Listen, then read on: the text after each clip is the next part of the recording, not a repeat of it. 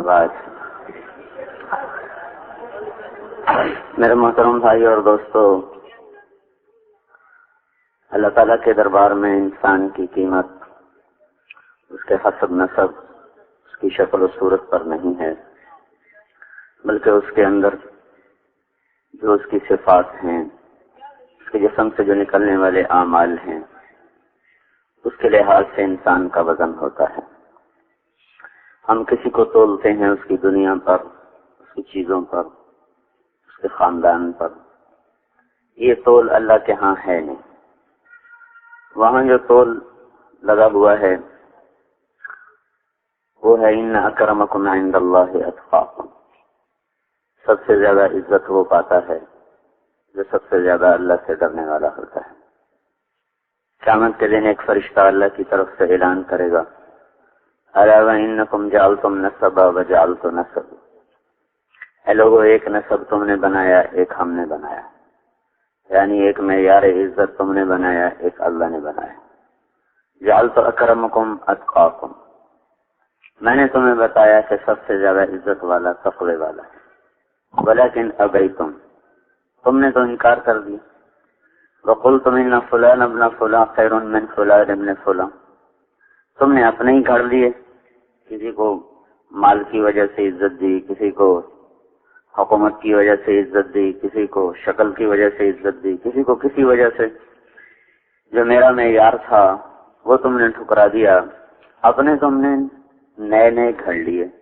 الیوم اضع نسبکم وارفع نسبی، آج تم سب دیکھ لو گے تم نے جو معیار بنائے تھے وہ سب میں توڑ دوں گا، اور میں نے جو معیار بنایا تھا تقوی والے، عزت والے، وہ آج میں بلند کر دوں گا۔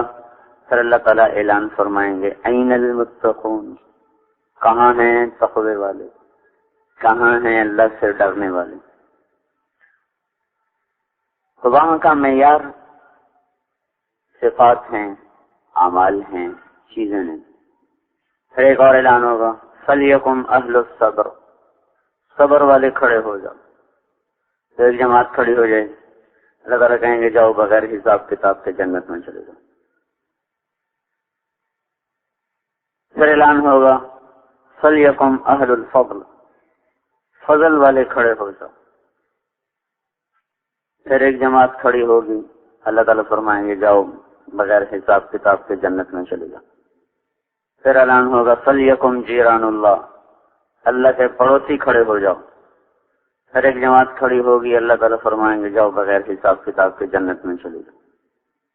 ایک اعلان ہوگا، این الائمہ، این الفقہاء، این المؤذنون، کہاں ہیں نمازیں پڑھانے والے، کہاں ہیں علم والے فقہاء، اور کہاں ہیں اذان دینے والے۔ لہذا جن کو کوئی آج پوچھتا ہی کوئی نہیں، مؤذن تو بیچارہ ایک چپراسی سے بھی کم حیثیت رکھتا ہے۔ تو اللہ تعالیٰ ان کو بلا کر کہے گا چلو ان کے لیے ممبر بچھاؤ، ان کو بٹھاؤ، اور باقیوں کا کہے گا میں ان کا حساب لے لوں، تم یہاں آرام کرو۔ یہ وہاں کا معیار ہے، وہ اصلی ہے، وہ اللہ نے بنایا۔ جو ہم نے بنایا ہم بھی نقلی، ہمارے معیار بھی نقلی۔ تو انسان کی قیمت صفات پر ہے، اور صفات میں سب سے جو طاقتور اور سب عند اللہ انسان کو جانوروں کی صف سے نکال کر انسانوں کی صف میں کھڑا کرنے والی صفت ہے، وہ ایمان ہے۔ ایمان لانے سے انسان جانوروں سے نکل جاتا ہے، انسان انسانی شکل میں انسان ہوتا ہے۔ ورنہ اللہ تعالیٰ ارشاد فرماتے ہیں، اولئک کالانعام بل ھم اضل، یہ جانور ہیں بلکہ جانوروں سے بھی بدتر ہیں۔ پھر اسی مضمون کو اور زیادہ شدت اور سختی کے ساتھ اللہ نے بیان فرمایا، انہم الا کالانعام بل اضل سبیلا، یہ جانور کے علاوہ کچھ اور ہیں ہی نہیں، سوائے جانور کے اور کچھ انہیں کہا جا سکتا ہی نہیں، بلکہ ان سے بھی یہ بدراہ ہیں اور ان سے بھی زیادہ یہ گمراہ ہیں۔ تو بھائی کبھی جانوروں کے پیچھے چل کر بھی کسی کو منزل ملی، کبھی دیکھا کہ انسان گدھے کے پیچھے چل رہے ہیں، کتے کے پیچھے چل رہے ہوں، شیر کے پیچھے چل رہے ہوں، لومڑی کے پیچھے چل رہے ہوں، ان کی راہیں تو جنگل کو جاتی، تو ہم بھی جانوروں کے پیچھے چلیں گے تو جنگل میں پہنچ جائیں گے، جہاں بھٹکنے کے سوا کچھ بھی نہیں ملتا۔ تو ایمان آج کہ مادیت اور مادہ پرستی کا توڑ ہے ایمان پر محنت کرنا۔ اس وقت کا جو بڑا مرض ہے وہ مادے کا یقین، یعنی پیسے کا یقین۔ چھوٹے بچے کو بھی آپ پیسے دے دیں، اسے واپس مانگے وہ نہیں دیتا، چھوٹا سا بچہ، اسے پتہ بھی نہیں ہے کیا چیز ہے، لیکن وہ اس کو واپس نہیں کرے گا کہ میں نے نہیں دینا۔ یہ فضا کا اثر ہے، جیسے فضا میں سردی ہو تو چھوٹے بچے کو بھی لگتی ہے، بڑے کو بھی لگتی ہے۔ فضا میں گرمی ہو چھوٹے کو بھی محسوس ہوتی ہے، بڑے کو بھی محسوس ہوتی ہے۔ اس فضا میں پیسے کا یقین اور پیسے اور مادے کا یقین اتنا گہرا اور راسخ ہو چکا ہے۔ سکھر میں ہماری جماعت تھی تو کچھ لوگ آئے، میں نے ایک ساتھی سے کہا ان کو تیار کرو نقد چلے، تو وہ ہمارے ساتھی نے بات شروع کی، انہوں نے کہا میرے پاس تو پیسے کوئی نہیں۔ اس نے کہا اللہ تعالیٰ سب کچھ کر سکتا ہے، پیسے کے بغیر بھی کرتا ہے اور پیسے کے ساتھ بھی اللہ ہی کرتا ہے، تو تم اللہ سے مانگو، اللہ کر دے گا انتظام۔ وہ کہنے لگا پیسے کے بغیر اللہ کیسے کر سکتا ہے؟ وہ ان کی آپس میں بات ہو رہی تھی، وہ میں نے نہیں سنی، لیکن جب ایک دم وہ زور سے بولا غصے سے تو وہ میرے کانوں میں پڑی۔ وہ پیسے کے بغیر اللہ کیسے کرے گا؟ تو اس قدر پستی پیسے کے بغیر کچھ نہیں ہو سکتا۔ یہ جو 6 نمبر ہے نا، 6 نمبر، یہ آج کے مرض کا ایک علاج ہے، کیونکہ اس وقت یقین ہے پیسے کا، جس چیز کا یقین ہوتا ہے اسی کی پرستش ہوتی ہے۔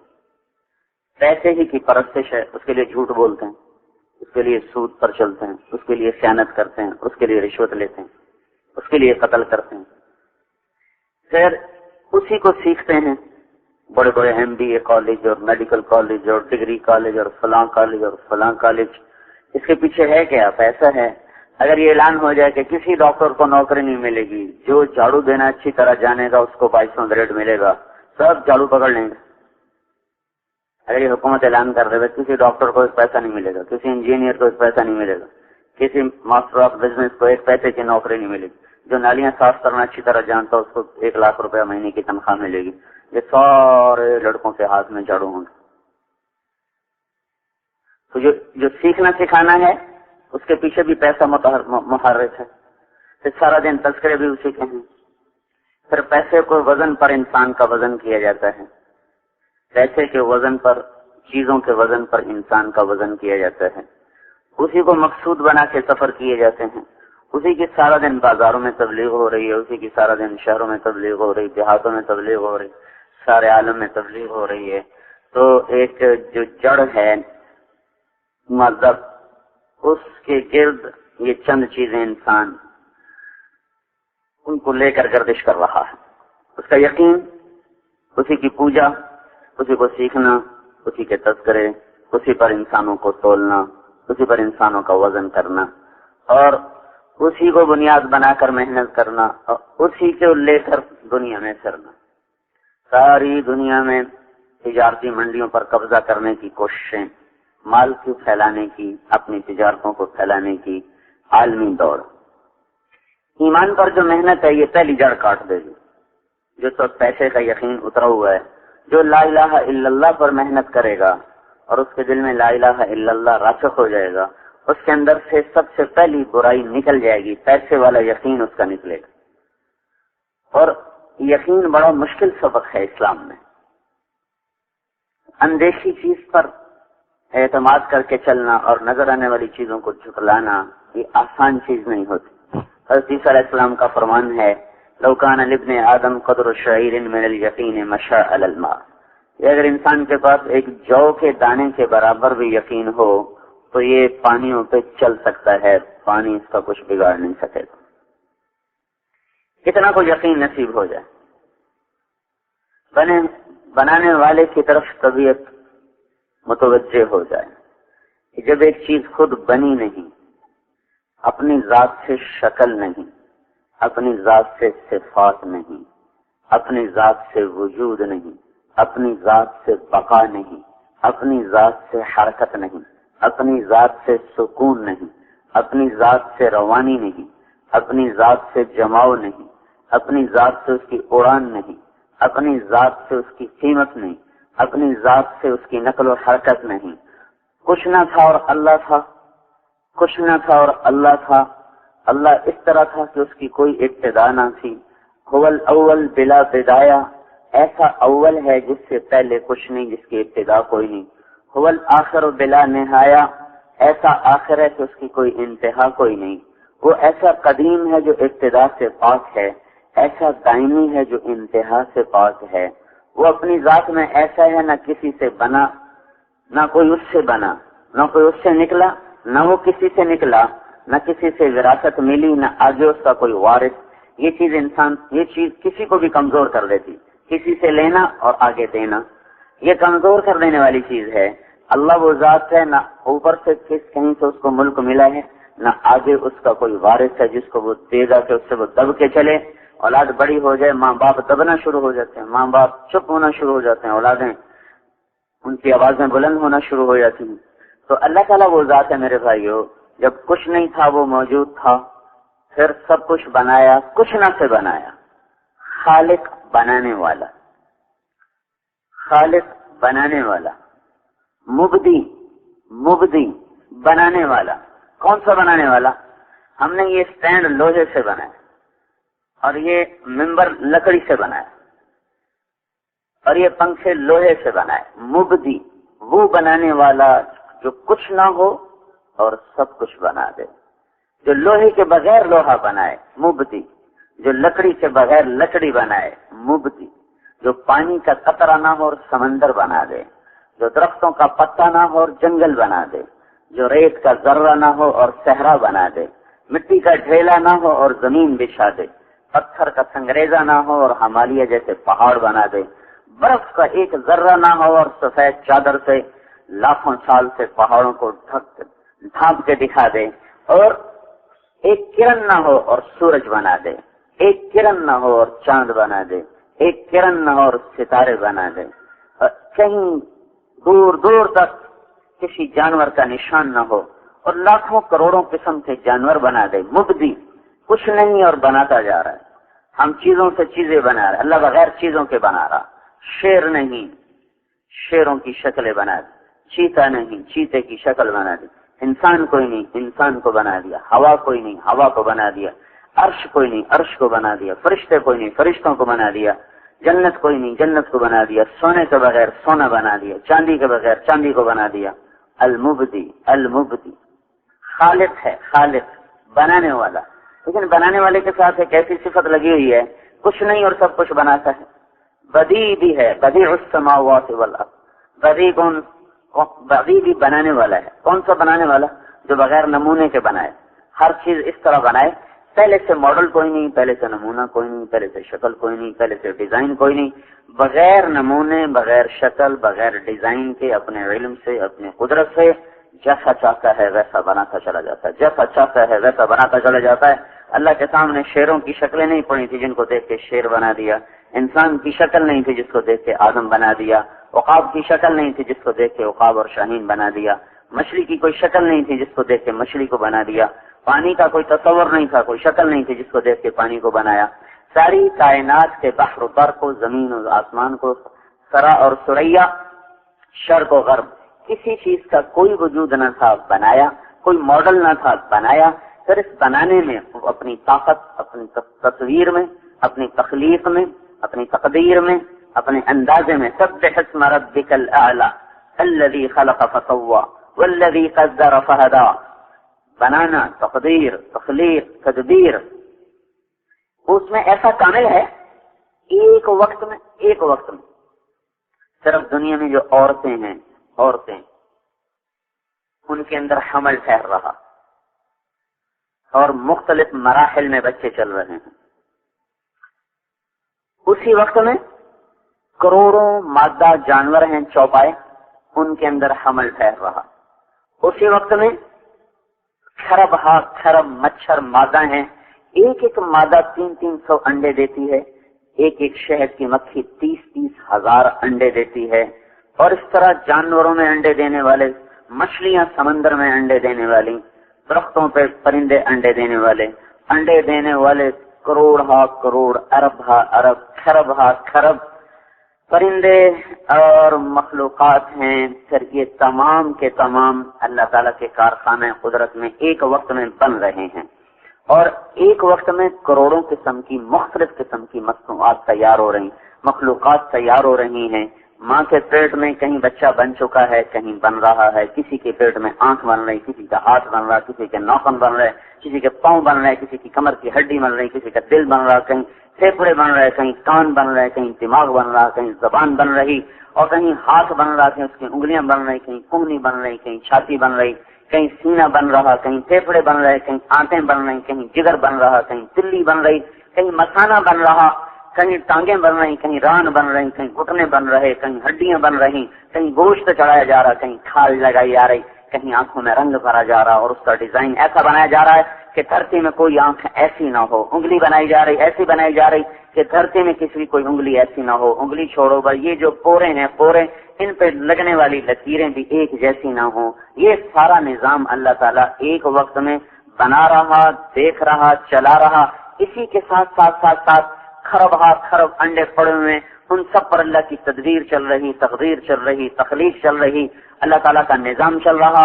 اس ساری کائنات کے بناتے ہوئے پھر ادھر نباتات میں کہیں پھول نکل رہے، کہیں کلیاں نکل رہی، کہیں خوشے لگ رہے، کہیں گوشے پک رہے، کہیں پھل پک رہے، کہیں رس بھرا جا رہا، کہیں مٹھاس بھری جا رہی، کہیں کڑواہٹ بھری جا رہی، کہیں کسیلا پن بھرا جا رہا، کہیں سفیدی کہیں سفید پینٹ ہو رہا ہے، کہیں سرخ پینٹ ہو رہا ہے، کہیں سبز پینٹ ہو رہا ہے، کہیں بیجوں کو بکھیر کے ڈالا جا رہا ہے، کہیں اکٹھا کر کے رکھا جا رہا، کسی پھل کو موٹا کیا جا رہا، کسی کو چھوٹا کیا جا رہا، کسی کو نیلا، کسی کو پیلا، کسی کو سفید، کسی کو سرخ، کوئی زمین کے اندر اگ رہا، کوئی زمین کے اوپر بچھ رہا، کوئی تھوڑا سا اوپر کر کے نکل رہا، کوئی اس سے اوپر نکل رہا، کوئی اس سے اوپر نکل رہا، کوئی 50 فٹ کی بلندی پہ جا کے پیدا ہو رہا، کسی کے اندر پانی بھرا جا رہا، کسی کے اندر گودا بھرا جا رہا، کسی کے اندر رس بھرا جا رہا، گنے کے اندر اللہ تعالیٰ شربت کی بوتلیں تیار کر کے پیک کر کے نکال رہا۔ اس سارے بحر و بر کی مخلوقات میں پھر زمین پانی کے اندر خرب قسم کی مچھلیاں وہ انڈے دے رہی، ان سے بچے نکل رہے، ان کے نظام چل رہے، جھپٹنے والے عقاب، پل کھانے والے سانپ، تو کسی میں زہر بن رہا، کسی میں شہد بن رہا، کہیں میں پانی بن رہا، کہیں میں کچھ بن رہا، کہیں میں کچھ بن رہا۔ اللہ وہ ہستی ہے جو سارے کارخانے میں ایک دفعہ بھی خطا نہیں کھاتا، کہیں خطا نہیں کھاتا، ایک دفعہ بھی خطا نہیں کھاتا۔ مور کے انڈے سے مرغا نکلا ہے، مرغے سے بکرا نکلا ہے، بکرے سے کتا نکلا ہے، کتے سے بندر نکلا ہے، بندر سے فاختہ نکلا ہے، فاختہ کے انڈے سے کوئل نکلا ہے۔ اتنا جو نظام چل رہا ہے، کہیں تو کوئی خطا ہو، کہیں تو کوئی غلطی ہو، وہ اللہ ہے جو ساری کائنات کو بلا خطا بناتا ہے۔ خلقک فسواک فعدلک قدر فہدا، وہی ہے جو بنانے والا، وہی ہے پھر بنانے کے ساتھ اس کی چال بدلو، اس کی کھال بدلو، اس کی آواز بدلو، اس کا لہجہ بدلو، اس کی عادات بدلو، اس کی شکل بدلو، شکل سے شکل نہ ملے، آواز سے آواز نہ ملے، چال سے چال نہ ملے، عادات سے عادات نہ ملے، ان ساری چیزوں میں جدا جدا کر کے پیدا کرو، کہیں آپس میں جھگڑنا شروع ہو جاؤ، کہ میرا بیٹا، وہ کہ میرا بیٹا۔ ساری کائنات کی شکلیں جدا، رنگ جدا، ذائقے جدا، اور چال جدا، انداز جدا، پھر ان کے اندر ان کا علم بھرو، ان کی ضرورتوں کو بھرو۔ فاختہ نے کیا کھانا ہے اس کو پیدا ہوتے ہی سکھاؤ، مرغی کے انڈے سے مرغی کے بچے نے نکلتے ہی کیسے کھانا کھانا ہے، کیسے دانا چگنا ہے، ہم تو اپنے بچوں کو 2.5 سال تک سکھاتے رہتے ہیں۔ مرغی کا بچہ انڈے سے نکلا ایسے ٹک ٹک ٹک ٹک ٹک ٹک دانا چگنا شروع کر دیا، ان کو تیرنا، مرغابی کے بچے کو انڈے سے نکالا، پانی میں ڈالا، اس نے تیرنا شروع کر دیا، سانپ کے بچوں کو نکالا، اس نے پل کھانا اور لہرانا شروع کر دیا۔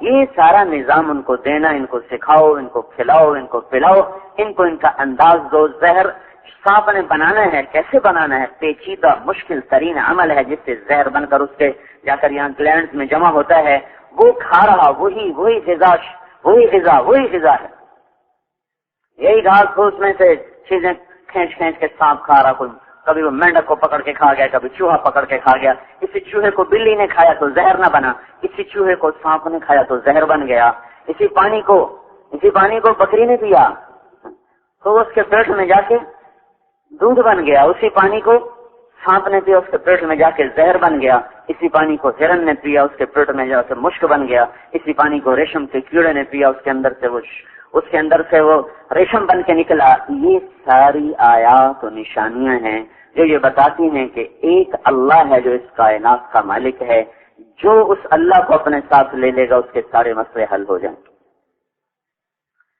اس وقت کی مادہ پرستی کا شافی علاج، کافی علاج لا الہ الا اللہ، اللہ پر اعتماد، اللہ پر یقین اور اللہ پر توکل۔ جو دل اللہ کی طرف پھر جائے گا، اللہ تعالیٰ کا پہلا فضل اس پہ یہ ہوگا کہ مخلوق سے اس کو بے نیاز کر دے گا۔ سالم بن عبداللہ بن عمر بیت اللہ کا طواف کر رہے تھے، حضرت عمر کے پوتے ہیں، بہت بڑے عالم تھے۔ تو ہشام بن عبد الملک بڑا بادشاہ تھا، تو وہ بھی بیت اللہ کا طواف کر رہا تھا۔ تو وہ کہنے لگا سالم سے کہ کوئی حاجت، کوئی ضرورت؟ تو وہ کہنے لگے اللہ کے گھر میں اللہ کو چھوڑ کے کسی اور سے مانگوں، بڑی چھوٹی بات۔ تو وہ ہشام چپ ہو گیا۔ جب طواف کر کے باہر نکلے، کہنے لگا آپ تو بتاؤ۔ کہنے لگے کیا بتاؤں؟ کا کوئی ضرورت بتاؤ۔ کہنے لگے دنیا کی بتاؤں آخرت کی بتاؤں؟ کہنے لگا دنیا کی بتاؤ، آخرت کی میں کیا کر سکتا ہوں؟ تو کہنے لگے ما سألت من یملکھا فکیف من لا یملکھا، دنیا تو کبھی دنیا کے بنانے والے سے نہیں مانگی، تجھ سے کیا مانگوں گا؟ قتیبہ بن بکار رحمۃ اللہ علیہ کی مجلس میں احمد بن طولون آیا کرتا تھا، ان کا درس ہوتا تھا، اس میں آ کے بیٹھا کرتا۔ احمد بن طولون مصر کا بادشاہ تھا۔ ہر سال 1000 دینار ہوتا تھا 4.5 ماشے سونے کا، 1000 دینار کی تھیلی سر مہر لگی ہوئی، سرکاری مہر لگی ہوئی، ان کی خدمت میں ہدیہ پیش کرتا تھا۔ 18 برس ان کی خدمت میں آ کے بیٹھتا رہا اور ہر سال 1000 دینار کی تھیلی ان کی خدمت میں پیش کرتا رہا۔ اور وہ دور تھا 1 دینار ہوتا تھا 15 درہم کا، 1 دینار کے 15 درہم آتے تھے، اور اس زمانے میں، اس دور میں 300 درہم کے ساتھ ایک متوسط گھر آسانی سے سال گزار لیتا تھا۔ 300 درہم کے ساتھ ایک متوسط گھرانہ خوشادگی سے سال پورا کر لیتا تھا۔ اس دور میں وہ دیا کرتا تھا 1000 دینار سالانہ۔ 18 برس کے بعد ایک فتوے میں ضرورت پڑ گئی ان کے دستخط کی، فتویٰ صحیح نہیں تھا، پیچھے خلافت کا مسئلہ تھا، اس میں کچھ تبدیلی تھی، چاہتے تھے، تو انہوں نے فتویٰ دینے سے انکار کر دیا۔ تو وہ غصے میں کہنے لگا میرے پیسے واپس کرو، یا فتوے پہ دستخط کرو یا میرے پیسے واپس کرو۔ اب اسے خیال تھا کون پیسے رکھتا ہے 18 سال۔ انہوں نے کہا جی بہت اچھا۔ گھر گئے اور 18 کی 18 تھیلیاں، ان کی مہریں بھی نہیں ٹوٹی تھیں، ویسے لا کر اس کے منہ سے ماری۔ کہ صرف 18,000 پہ تو میرا ایمان خریدنا چاہتا ہے، صرف 18,000 پر سارا جہان بھی دے دے تو یہ کام نہ کروں۔ ہاں بھائی، آج کے غلامی ہے، پیسے کا یقین غلامی ہے، بدترین غلامی ہے۔ سنے تہذیب حاضر کے گرفتار، غلامی سے ہے بدتر بے یقینی۔ اللہ پر یقین کا اٹھ جانا اور مال اور جیب پہ یقین کا آ جانا، یہ بدترین غلامی ہے۔ تو بھائیو، اس کے توڑ میں ہے لا الہ الا اللہ کی دعوت اور لا الہ الا اللہ کی محنت۔ جتنا لا الہ الا اللہ دل میں راسخ ہوگا، اتنا محمد الرسول اللہ جسم پہ ظاہر ہوگا۔ لا الہ الا اللہ محمد رسول اللہ نے جوڑ دیا ہے۔ جب معراج پہ حضور تشریف لے گئے تو اللہ تعالیٰ کے دربار میں عرض کیا، اللہ ابراہیم تو خلیل تھے اور موسیٰ کلیم تھے علیہ السلام، اور داؤد علیہ السلام کے لیے لوہا نرم تھا، اور سلیمان علیہ السلام کے لیے ہوا تابع تھی، اور عیسیٰ علیہ السلام کے لیے آپ نے مردے زندہ کیے۔ فماذا جعلت لی، میرے لیے کیا ہے؟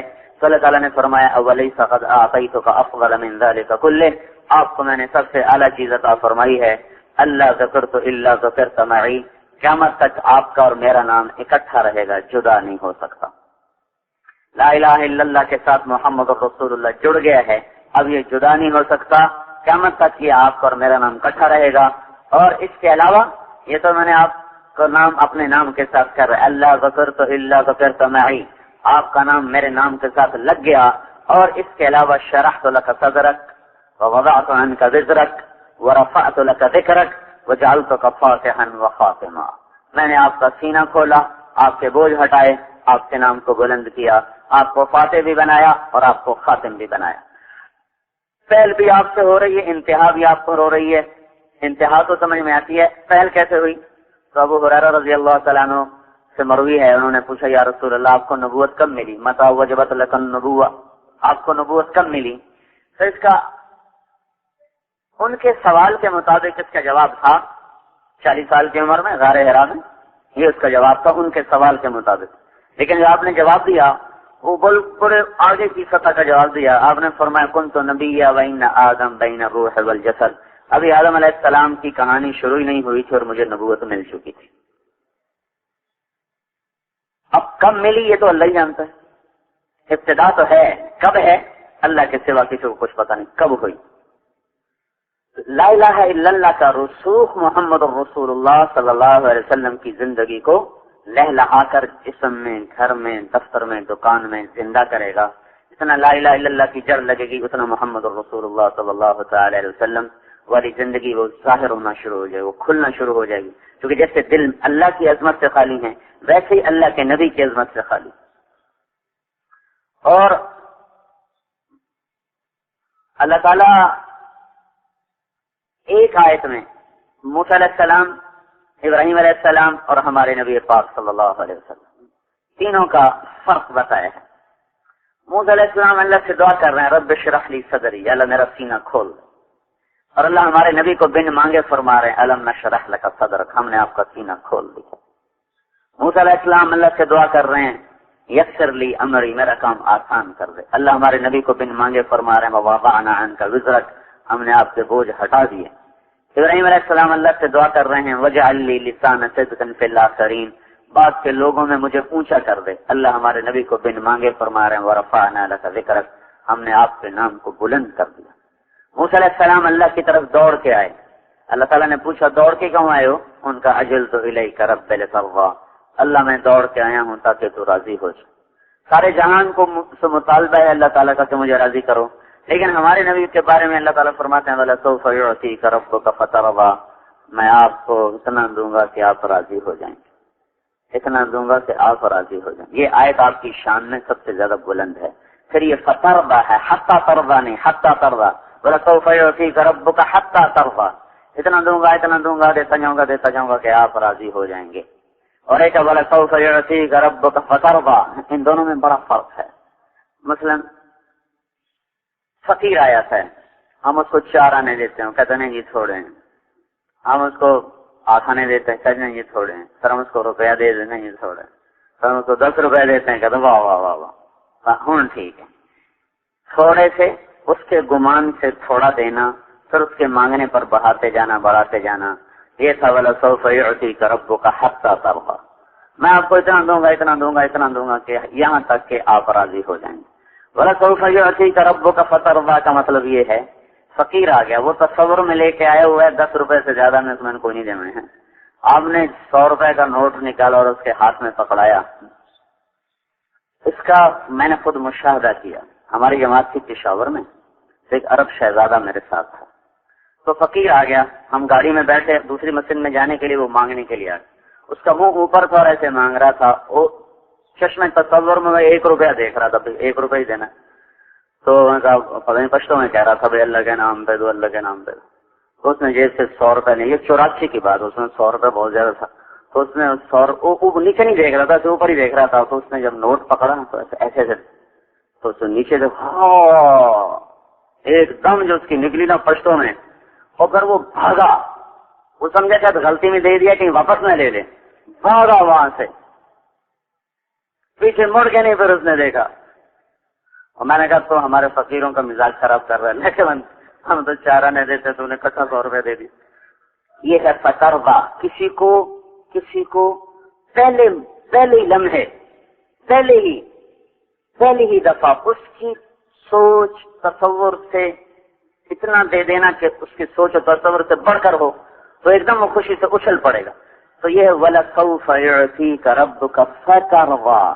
یہ جو فا کا لفظ ہے، فا، یہ یہاں یہ معنی دے رہا ہے کہ میرا نبی جتنا بھی تو سوچ لینا، جب میں تجھے دوں گا نا تو اس سے بھی زیادہ دوں گا. خود ہمارے نبی کی سوچ کتنی زیادہ ہے. اللہ کے بعد اگر کسی کو علم ہے تو اللہ کے نبی کو. وہب بن منبہ رحمت اللہ علیہ کا قول ہے کہ سارے بنی نوع انسان بشمول انبیاء کے اللہ تعالیٰ نے سارے نبیوں انسانوں کو جو عقل دی، جو علم دیا، اس کی مثال ہے ایک ذرے.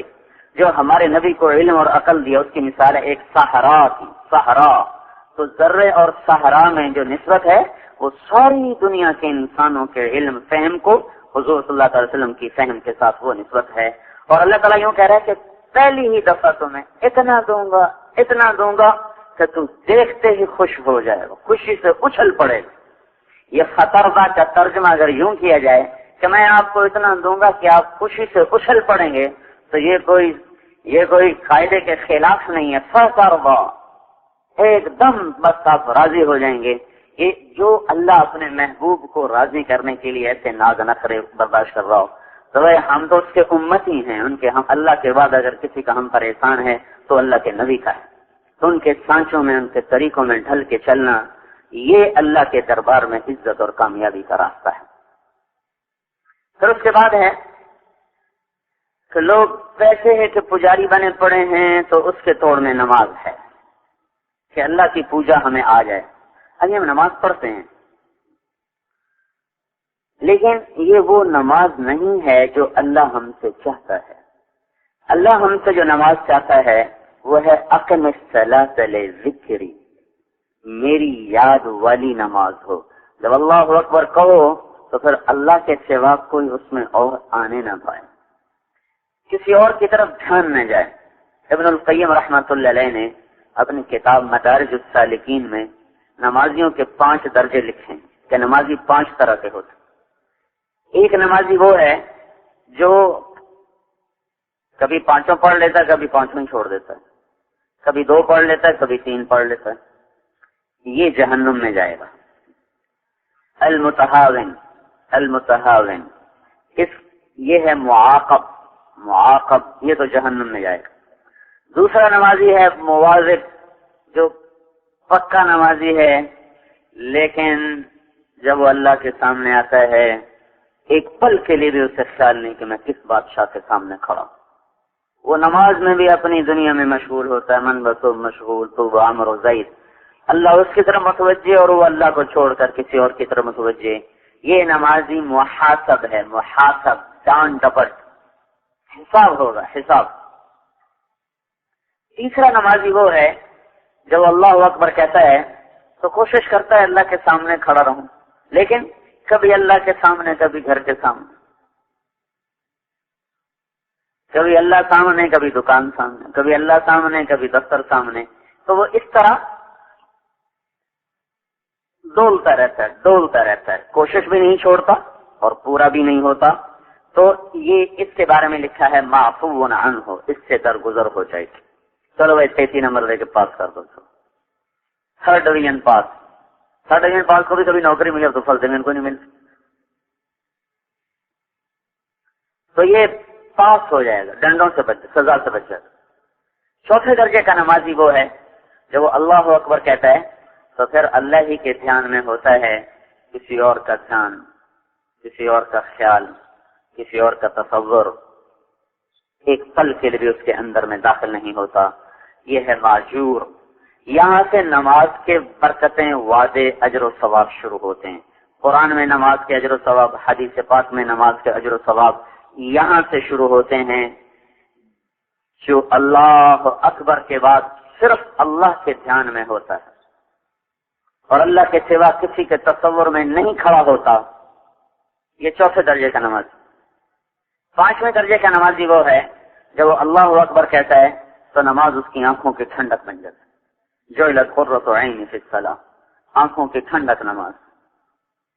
ابو رحینہ رضی اللہ تعالیٰ عنہ سفر سے واپس آئے, ان کی بیوی گھر میں داخل ہوئے, سفر سے واپس آئے, بیوی کو بھی انتظار, خامد کو بھی انتظار, خلوت میں ہیں. اسے کہنے کہ میں 2 نفل پڑھ لوں پھر بیٹھتا ہوں تیرے پاس. 2 نفل کی نیت باندھی اور جو شروع ہوئے پیچھے وہ انتظار میں, یہ آگے رفتار میں, یہاں تک کہ فجر کی اذان ہو گئی اور ان کی 2 رکعت ختم نہ ہوئی. جب سلام ٹھہرا تو ان کی بیوی نے کہا اما لنا من کا نفسی, میرا کوئی حق نہیں. تو کہنے لگا میں تو بھول ہی گیا. میں بھول ہی گیا. وہ کہنے کہ اللہ تیرا بھلا کرے, ایک کمرے میں تو کیسے بھول گیا, ادھر تو چلا باہر ہوتا ہے پھر بھی نہیں بھولتی. اب تو ویسے ٹیلی فون جیبوں میں پڑے ہوئے ہیں, شام کی کارگزاری روز سنا رہے ہیں ان کو, اور وہ ایک کمرے میں میں بھول گیا. اور کیسے بھول گئے کہ جب میں نے نماز شروع کی تو جنت میرے سامنے کھل کے اس طرح آئی تو مجھے یاد ہی نہیں رہا میں کہاں کھڑا ہوں. جعلت قرۃ عینی فی الصلاۃ، آنکھوں کی ٹھنڈک نماز. یعقوب علیہ السلام اور یوسف علیہ السلام کو 40 سال جدا رکھا، 40 سال. جب ان کو ملا دیا تو پھر اللہ تعالیٰ نے یعقوب علیہ السلام سے فرمایا تجھے بتاؤں کیوں جدا کیا؟ کہنے لگے بتا دیجیے. تو اللہ تعالیٰ نے فرمایا تو نماز پڑھ رہا تھا، یوسف تیرے برابر سویا ہوا تھا، چھوٹا بچہ، وہ رونے لگا تو نماز میں کھڑے کھڑے اس کو یوں دیکھنے لگا. کیوں رویا ہے؟ تیری توجہ بھی ہٹ گئی، تیری نظر بھی ہٹ گئی، تو اس کو یوں دیکھنے لگا کیوں رو رہا ہے. کہا مجھے اس سے غیرت آئی، میرا نبی ہو اور میرے سامنے، اور پھر مخلوق کو دیکھے بھی صحیح، سوچے بھی صحیح، ان آنکھوں کو بھی واپس لے لوں گا جو ادھر اٹھی ہیں، اور جدا بھی کر دوں گا جس کی طرف اس کا خیال گیا ہے. 40 سال رلایا، آنکھیں چلی گئیں. وَبْيَضَّتْ عَيْنَاهُ مِنَ الْحُزْنِ فَهُوَ قَضِيمٌ. 40 سال. تو اقم الصلاۃ لذکری، پیسے کی پوجا سے نکل جائے گا. ہر نمازی نہیں، ہر نمازی نہیں، وہ نمازی جس کو اللہ اکبر کے بعد اللہ کے سوا کسی کا دھیان نہ ہے. جو نچلے درجے کی 3 نمازیں ہیں ان کا اثر کبھی ہوگا کبھی نہیں ہوگا. کبھی کیونکہ یہ کمزور درجے کی ہیں. طاقتور حصار ہو، قلعے کی دیوار مضبوط ہو تو تب دشمن کا وار روکنا آسان ہوتا ہے. دیوار ہی ریت کی بنا دو تو وہ تو پہلے ہلے میں گر جائے گی. تو بھائیو، نماز پر ایسی محنت کرنا کہ جب ہم اللہ اکبر کہیں تو پھر اللہ ہی کا دھیان ہو، اللہ کے سوا کسی اور کا دھیان نہ ہو. اور جتنی صفات ہیں وہ دعوت سے زندہ رہتی ہیں. دعوت مٹ جائے تو ان کا وجود مٹنا شروع ہو جاتا. ابھی ہمارے اندر بھی نماز کا تذکرہ ختم ہو گیا ہے. نماز کو تفصیل سے بیان کرنے کا رواج ختم ہو گیا. سارے تبلیغ والے اب یا پہلا نمبر بیان کرتے ہیں یا چھٹا نمبر بیان کرتے ہیں، باقی 4 نمبر انہوں نے گول کر دی. جس چیز کی دعوت مٹے گی اس میں ذوق آ جائے گا، جس چیز کی دعوت مٹے گی اس کو انسان بھولنا شروع کر دیتا. میں جب یہاں لاہور پڑھتا تھا تو سب سے پہلا اثر جو میرے اوپر تبلیغ کا ہوا وہ باتوں کا نہیں ہوا تھا. بات تو سنتے ہی نہیں تھا، بلکہ وہ نعیم الدین چودھری تھا، بڑا آدمی ہے، ڈھاکے میں ہوتا ہے، اللہ نے اس کو بڑا دماغ دیا تھا، ادھر بھی پورا تھا، تبلیغ میں بھی پورا تھا، ہر جگہ گولڈ میڈل لیا، ہر جگہ گولڈ میڈل لیا. تو ہاں، وہ میں نے خود اس کو کمرے سے نکال دیا، اپنے کمرے سے، خبردار دوبارہ میرے کمرے میں ہے. تو ایک دن کیا ہوا، میں نے اس کو نماز پڑھتے دیکھا. وہ جس طرح نماز پڑھ رہا تھا میں نے زندگی میں ایسی نماز کبھی دیکھی نہیں. تو میں بس ایسے بیٹھ کر اس کو دیکھتا ہی رہا کہ یہ کیسے نماز پڑھ رہا ہے جو اس کی کھڑے ہونے میں خوف، خشیت، خشوع. پہلا اثر جو دل پر ہوا اس کی نماز کو دیکھ کر ہوا. یعنی جو پچھلی اس کے ساتھ بدتمیزی کی اس پر ندامت ہوئی. پھر جو دوسرا اثر ہوا وہ بھی نماز کا ہوا کہ میں آیا نیو ہاسٹل کچھ اپنے دوستوں سے ملنے کے لیے. تو کینٹین کے باہر وہ ٹیبلز ہوتے تھے، اس میں ہم بیٹھے کچھ کھا پی رہے تھے. اتنے میں عصر کی اذان ہو گئی. مسجد ہاسٹل کے اندر تھی. میرا منہ اس طرح تھا سامنے بلاک کی طرف. تو سامنے سیڑھیاں تھیں تو میں نے دیکھا وہ سیڑھیوں سے گھسٹتا ہوا نیچے آ رہا. تو اس کی ٹانگ ٹوٹی ہوئی تھی، بساکیاں تھیں نہیں. تو اس نے ساری سیڑھیوں کو گھسٹتے ہوئے وہ عبور کیا، نیچے اترا. پورا یہاں سے لے کر وہاں تک مسجد تھی، اتنا لمبا برآمدہ تھا. یہ سارا وہ گھسٹتا ہوا گیا اور ہم ہنس رہے تھے، کھلکھلا رہے تھے. ایک دم جو اس پہ نظر پڑی تو چپ، اور ہم اس کو دیکھ رہے، ہماری نظریں اس کا تعاقب کر رہی. اور وہ اسی طرح گھسٹتا ہوا گیا اور جا کر اس نے نماز پڑھی. پھر تھوڑی دیر بعد ہم نے اس کو نکلتے دیکھا، وہ بھی اسی طرح وہ گھسٹتا ہوا واپس گیا اور ساری سیڑھیاں چڑھ کر اپنے وہ کمرے میں گیا. یہ دوسرا تاثر بھی نماز نے طبیعت پہ چھوڑا. اب تو تبلیغ والے غیر تبلیغ والے کی نماز میں فرق ہی نظر نہیں آتا. جیسا وہ قتل کر رہا ہوتا ہے نماز، تو ایسی جو جماعت نکلی ہوتی وہ قتل کر رہی ہوتی نماز کو. اللہ کی راہ میں نکلا ہوا ہو، سال سال لگا ہوا ہو اور نماز میں وہی بے ترتیبی، وہی بے دھیانی، تو یہ پھیلانا کیا چاہتے ہیں؟ کون سا درد و غم دنیا میں پھیلانا چاہتے ہیں؟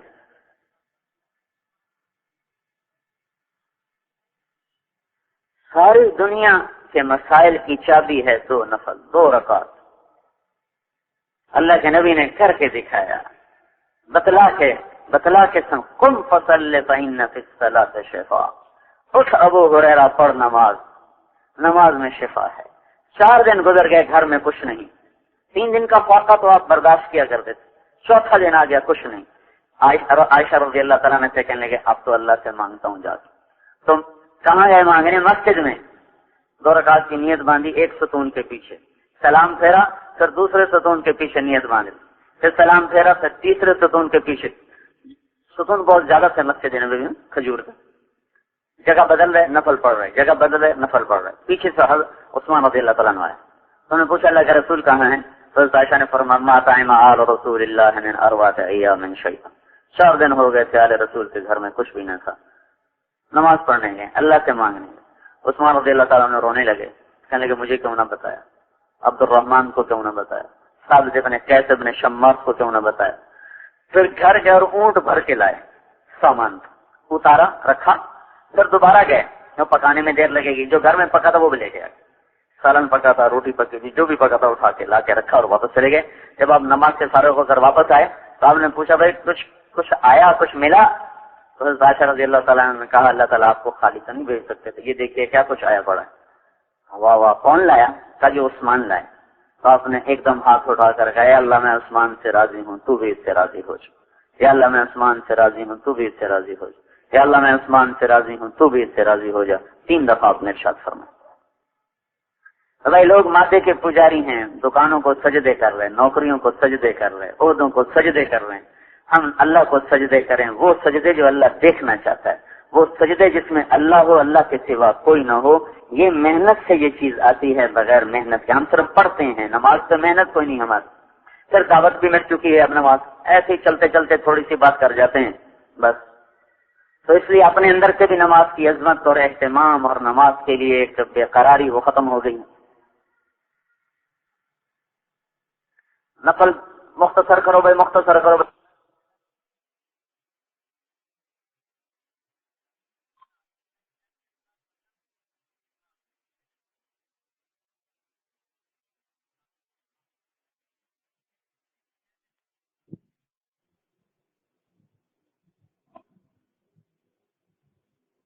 5 منٹ زیادہ بھی لگ گئے، اگر 5 منٹ زیادہ لگ گئے تو کون سی قیامت آ جائے گی؟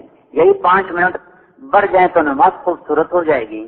کیا پتا آپ کے گھنٹے کا کام اللہ تعالیٰ آدھے گھنٹے میں کروا دے۔ عائشہ رضی اللہ تعالیٰ نے فرماتے ہیں آپ اتنے لمبے سجدے کرتے تھے کہ میں پیچھے بیٹھ کے رویا کرتی تھی، اتنا لمبا قیام کرتے تھے کہ میں پیچھے بیٹھ کے رویا کرتی تھی۔ کنڈلیوں سے خون نکل رہا ہے، وہ تو ورم چڑھ گیا، کھڑے کھڑے خون کا پریشر بڑھتا ہے، پھول گئیں، پھر پھٹنے لگیں، پھر خون رکنے لگا، پھر اتنے لمبے سجدے کہ کبھی کبھی یہ خیال آتا کہ آپ کا انتقال ہو گیا۔ مسلم ابن یسار نے اتنا لمبا سجدہ کیا کہ دانت نکل کے سارے باہر آ گئے۔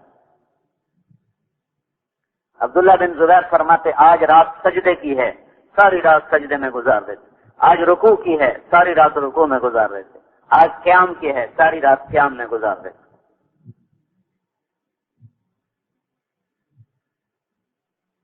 عثمان رضی اللہ تعالیٰ عنہ امیر المومنین ہیں، امیر المومنین، کتنے کام کا بوجھ ہوگا ان پر۔ عبد الرحمن تیمی فرماتے ہیں میں نے دیکھا مسجد میں آ رہے تھے، جوتا ہاتھ میں تھا، وضو کا پانی ٹپک رہا تھا، جوتا ایک طرف رکھا، میرے قریب نماز کی نیت باندھ کے کھڑے ہو گئے۔ الف لام میم ذالک الکتاب سے کہانی چھڑ دی، میں نے کہا دیکھو کہاں رکوع کریں، بقرہ گئی، آل عمران گئی، نساء گئی، مائدہ گئی، انعام گئی، اعراف گئی، توبہ، وہ انفال گئی اور توبہ گئی اور وہ گئے اور وہ گئے اور وہ گئے اور وہ گئے، والناس پہ جا کے رکوع کیا، ایک ہی رکعت میں سارا قرآن۔ نماز کے ذوق تو ہوں، نماز پڑھتے ہوئے دیکھ کر پتا تو لگے کہ اس آدمی کا دل نماز میں لگا ہوا ہے، تو نکلنا ہی نہیں چاہتا، اور ہمیں دیکھ کے تو پتا چلتا ہے کہ یہ تو بھاگنا چاہتا ہے نماز سے۔ مادے کی پرستش سے وہ نکلے گا جو اپنی نماز پہ محنت کرے گا۔ نماز کی محنت میں ایک نظر کی حفاظت سے نماز بڑی جلدی ٹھیک ہوتی ہے۔ بہت سے اور چیزیں ہیں نماز کو بنانے کے لیے، ان میں نظر کی حفاظت سے نماز بڑی جلدی ٹھیک ہوتی ہے۔ اس کی نظر خراب ہو، اس کی نماز قیامت تک ٹھیک نہیں ہوگی۔ جیسے دروازہ کھلا ہو تو اندر میں گرد و غبار آتا رہے گا، آپ جتنا مرضی جھاڑو دے لے ادھر سے آ جائے گا، ادھر سے دے گا ادھر سے آ جائے گا، ادھر سے دے گا ادھر سے آ جائے گا۔ دروازہ بند کر دے پھر صاف ہو جائے گا۔ تو نظر ایک دل کا دروازہ ہے، جب یہ کھلی رہتی ہے تو دل کے اندر گرد و غبار آتا رہتا ہے۔ اس گرد و غبار کے ساتھ جب نماز پڑھے گا تو یقیناً دل کے آئینے پر حق نہیں آئے گا اللہ کی معرفت کا، اور جو نظریں جھکا لیتا ہے تو بڑے سے بڑے شیطان بھی اس کو گمراہ نہیں کر سکتے، اور نماز میں بھی طاقت آ جاتی ہے۔ بھائی یہ دوسری محنت ہے نمازوں پر، نماز کو عظمت سے پڑھا جائے، اہتمام سے پڑھا جائے، اللہ کی راہ میں نکلا ہوا اور محلے والا، دونوں کی نماز میں فرق تو ہونا چاہیے۔ ایک عرب نے مجھے بتایا مدینہ منورہ میں کہ وہ کہنے کا میرا ایک دوست نکلا روزے میں، تو اس کی ایک وہاں عالم سے ملاقات ہو، وہاں کہا تو کہاں پھنس گیا، یہ تو سارے جاہل لوگ ہیں، اجمی لوگ، گمراہ لوگ، بدعتی لوگ، تم ان میں کیسے پھنس گئے؟ وہ بیچارہ متزلزل ہو گیا۔ اتنے میں اذان ہوئی اور نماز کے لیے یہ بھی اٹھا، وہ بھی اٹھا، وہ عالم بھی اٹھے۔ اس کے ساتھ ہی جس نوجوان نے اس کو 3 دن کے لیے نکالا تھا وہ بھی اسی مسجد میں آ گیا۔ تو اب یہ تذبذب میں اور پریشانی میں اور چکر میں ایک عالم کی بات ہے، ظاہر اثر کرتی ہے۔ تو وہ کہنے لگا میں بیٹھا تھا تو دونوں نے آ کر نفل کی نیت باندھی۔ عربوں میں رواج ہے تحیۃ المسجد پڑھنے کا، اہتمام سے پڑھتے ہیں، ہمارے یہاں رواج ہی حالانکہ پڑھنا چاہیے۔ فلا يجلس حتى يصلي فيه ركعتين اذا دخل احدكم المسجد فلا يجلس، مکروہ اوقات کے علاوہ تحیۃ المسجد پڑھنے چاہیے۔ تو وہ پڑھنے لگے تو کہنے لگا میں پیچھے بیٹھ کے دونوں کو دیکھنے لگا، تو میں نے عالم کی 2 رکعت بھی دیکھی اور جس کو وہ کہہ رہا تھا جاہل ہے، بدعتی ہے، گمراہ ہے، اس کی بھی 2 رکعت دیکھی۔ دونوں کی نماز کے بعد میرے دل نے فیصلہ کیا کہ عالم غلط کہہ رہا ہے، یہ ٹھیک ہے۔ صرف نماز دیکھ کر میں نے فیصلہ کیا کہ وہ غلط ہے، یہ ٹھیک ہے۔ ایسی نماز بناؤ، نماز کے تذکرے کرو۔ اب تو 6 نمبر صرف صبح کے لیے رہ گئے، شام کا بیان جو ہوتا ہے وہ فری سٹائل ہوتا ہے، صرف صبح کے لیے جو کسی نئے آدمی کو کھڑا کر دیا رنگ روٹ بنا کے چل بھائی بول 6 نمبر۔ ہماری تو دعوت ہی یہی ہے۔ پھر ساری دنیا علم کے لحاظ سے ان چیزوں کو سیکھ رہی جن کا نام علم ہی نہیں ہے، جو ضروریات زندگی کو حاصل کرنے کے فنون ہیں، اس کے بدلے میں تیسرا نمبر ہے کہ علم کی مجلسوں کو قائم کیا جائے۔ ایک زمانہ تھا جب علم کے ذوق تھے، علم کو سیکھنا سکھانا تھا۔ ابو محمد دربہاری ایک محدث ہیں، ابو محمد دربہاری، اور یہ زمانہ ہے عباسی، دریائے دجلہ کے کنارے درس حدیث ہے، اور اس وقت جو خلیفہ تھا اس کا نام تھا متقی باللہ۔ متقی باللہ یہ مقتدر کا بھائی تھا اور معتزد کے بیٹے۔ تو ابو محمد کو چھینک آئی، سامعین حدیث کا مجمع اتنا تھا، جب انہوں نے کہا الحمدللہ، اور جواب میں جب سامعین نے کہا یرحمک اللہ، تو اس کی اتنی گونج اٹھی کہ وہ آواز قصر شاہی تک پہنچی۔ قصر شاہی کے جتنے پہرے دار، اراکین، تبا، خدام، غلام، باندیاں، کنیزیں، ان سب نے جواب میں کہا یرحمک اللہ، تو سارے محل میں ایک بھونچال آ گیا۔ تو اس زمانے میں عباسی سلطنت کمزور ہو چکی تھی، تو متقی باللہ سے پاؤں تلے زمین نکل گئی۔ اس نے کہا پتا کرو بھائی یہ کیا بغاوت ہو گئی، کون میرے خلاف اٹھ آیا۔ پتا کیا کہ یہ تو ابو محمد کی چھینک کا تماشا ہے سارا۔ ذوق تھے علم کو سیکھنے کے، ذوق تھے۔ رات کو میں نے حدیث بیان کی ایک لمبی، یہ مصر میں محدث سے جو طالب علم ان سے سیکھنے کے لیے آتے تھے، ان سے اس حدیث کی نقل روایت کے لیے آتے تھے، تو ان سے فرمایا کرتے تھے بھائی یہ حدیث مفت میں نہیں دیتا ہوں، قیمت لیا کرتا ہوں۔ وہ پوچھتے جی قیمت کیا ہے؟ فرماتے 1 سال کے روزے، جو 1 سال روزے رکھتا تھا اس کو یہ حدیث سناتے تھے، ورنہ سناتے ہی نہیں۔ आमश रहमतुल्लाह अलैह एक बहुत बड़े मुहद्दिस हैं, सुलेमान नाम है। आमश, उनकी आंखें ऐसी थी, चुंदियाई आंखें, तो उसको आमश कहते हैं। तो वो नमाज के बाद पढ़ते शहीद अल्लाहु अन्नहु ला इलाहा इल्ला हुवल मलाइकतु व उलुल इल्मि क़ाइमन बिल क़िस्त ला इलाहा इल्ला हुवल अज़ीज़ुल हकीम व अना अला ज़ालिका मिनश शाहिदीन। एक शख्स ने उनको सुना ये पढ़ते हुए, ताजर थे, कहीं से आए थे, माल तिजारत लेकर शाम में, दिमश्क में। वो कहने लगे हजरत आप ये जो पढ़ते हैं तो इसकी कोई सनद तो होगी? तो बहुत बड़े मुहद्दिस थे, कहने लगे हाँ सनद है। अब हदीस उनको मालूम हो चुकी, हदीस का अमल मालूम हो चुका, सिर्फ सनद मालूम करना चाहते हैं। कहने लगे हाँ सनद है। कहा जी मुझे बता दें। कहा 1 साल रोजे रखो फिर बताऊंगा। 1 साल रोजे रखो फिर बताऊंगा। तो उन्होंने अपना सारा सामान औने पौने बेचा और जो काफिला वापस जा रहा था उनके हवाले किया, था जाकर मेरे घर दे देना, मैं 1 साल के बाद आऊंगा। 1 साल रोजे रखे सिर्फ एक सनद को मालूम करने के लिए। तो भाई ऐसे इल्म के ज़ौक़ भी खत्म हो गए। सीखना सिखाना, उलमा के पास जाना। हमारे यहाँ इल्म के मौलाना सईद खान साहब रहमतुल्लाह से कई दफा सुना, सहाबा वाला तर्ज है हमारे यहाँ इल्म के सीखने सिखाने का, क्योंकि ये काम सारी उम्मत का है। तो आज के तर्ज पर जो इल्म पढ़ा जा रहा है वो न सब उस तरह पढ़ सकते हैं, न हर उम्र में पढ़ सकते हैं, न हर इस्तेदाद का उसको पढ़ सकता है। सहाबा वाला तर्ज इल्म का क्या है? जो जरूरत पेश आई जाके पूछ लिया, या रसूलल्लाह ये क्या हुक्म है, ये क्या हुक्म है, ये क्या हुक्म है। तो आज जो अल्लाह के रसूल के नायब हैं, उलमा हैं, हम ये चाहते हैं कि हम अपनी जरूरियात की जिंदगी के तमाम उलूम, जो हमारी इबादत के, मामलात के, मुआशरत के, अखलाक के, सारी चीजों के, हम उलमा से पूछ पूछ के उसको पक्का करें। मियाँ जी उमराव खान थे मरहूम, वो फरमाया करते थे जो मसले मुझे याद है ना उसमें मैं मुफ्ती को भी नहीं हिलने देता, मुफ्ती को भी नहीं हिलने देता। और अब इसका चूंकि इसका तस्करा मिट गया, इसका ज़ौक़ मिट गया। एक मेवातियों की बस्ती में हमारी तश्कील हुई, तो मैंने मगरिब की नमाज पढ़ाई, फिर फजर के बाद हम बैठे थे, तो एक बूढ़ा सा मेवाती कहने लगा मौलवी साहब हमने तो यूं सुन रखो मगरिब में किसार मुफस्सल में से पढ़ा करें, किसार मुफस्सल में से पढ़ा करें। मैंने कहा क्या कह रहे हो? कहा वही किसार मुफस्सल। मैंने कहा वो क्या होती? कहा वही इजा जुलजिलतिल अर्दु जिलजालहा। वो जाल, मेवाती जाल को जी में बोलते थे, मंजल्ला जी यशफौ। जब पहले 3 चेहरे लगा रहा था तो मैं मौलाना इलियास रहमतुल्लाह अलैह का खादिम साथ मियां अब्दुल मजीद, वो जब हम सुनते सुनाते पैदल सफर तो वो आयतल कुर्सी पढ़ते मंजल्ला जी। मैं कहूँ मियां जी मंजल्ला जी होगा, बेटा ये मंजल्ला जी निकलेगा।